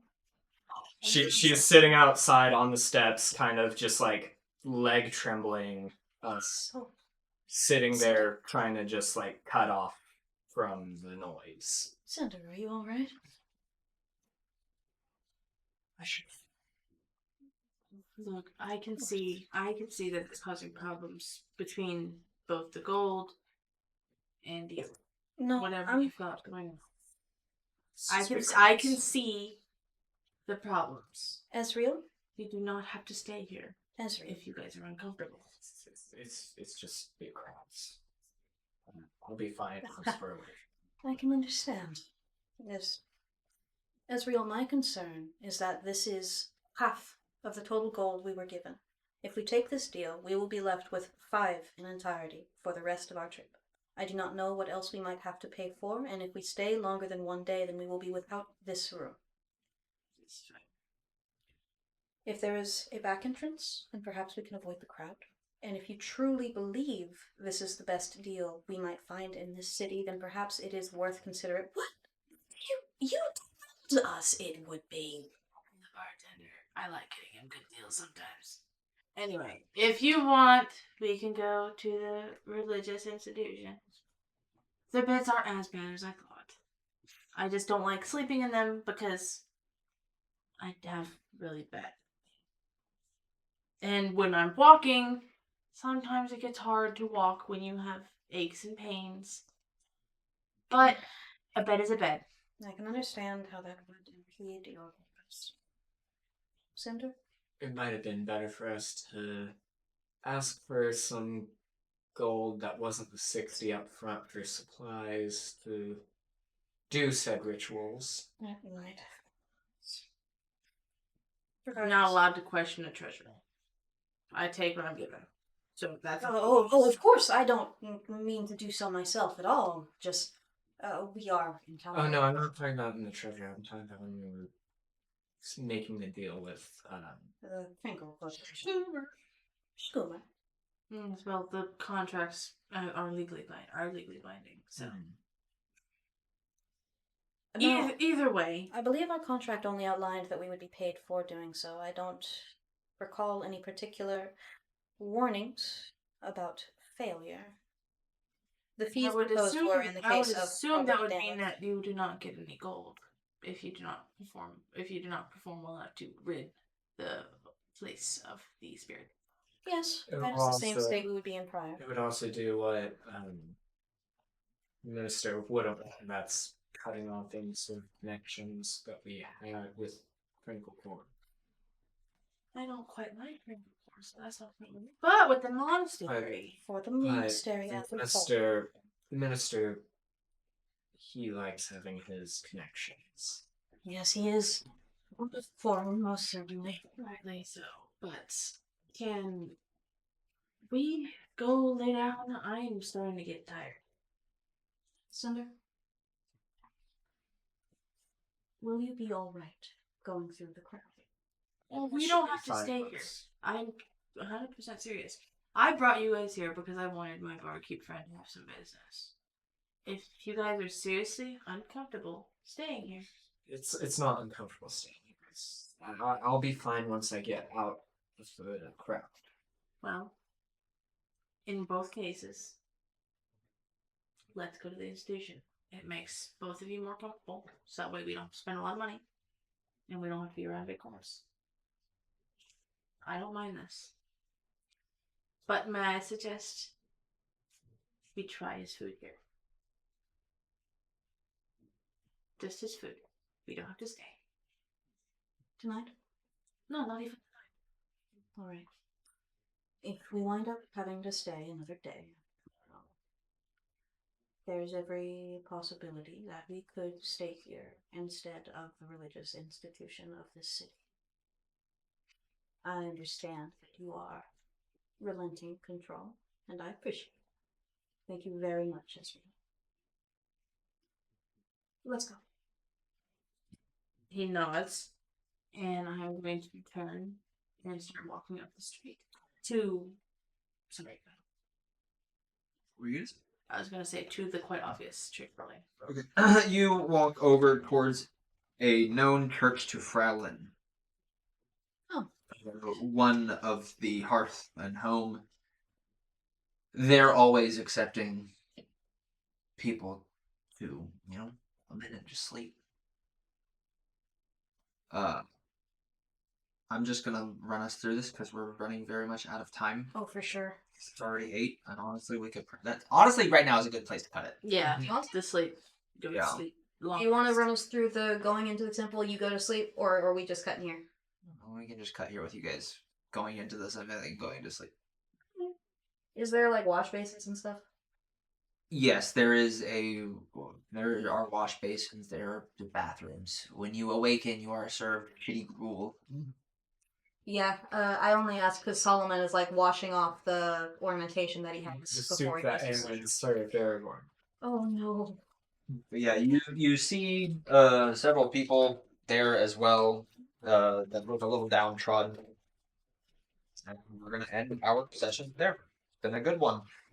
Yeah. This was nice. We fell into we were doing character based scenes real fast. We Interesting found our story. characters very nice, very easily. We at least found part of them. Parts of them. Working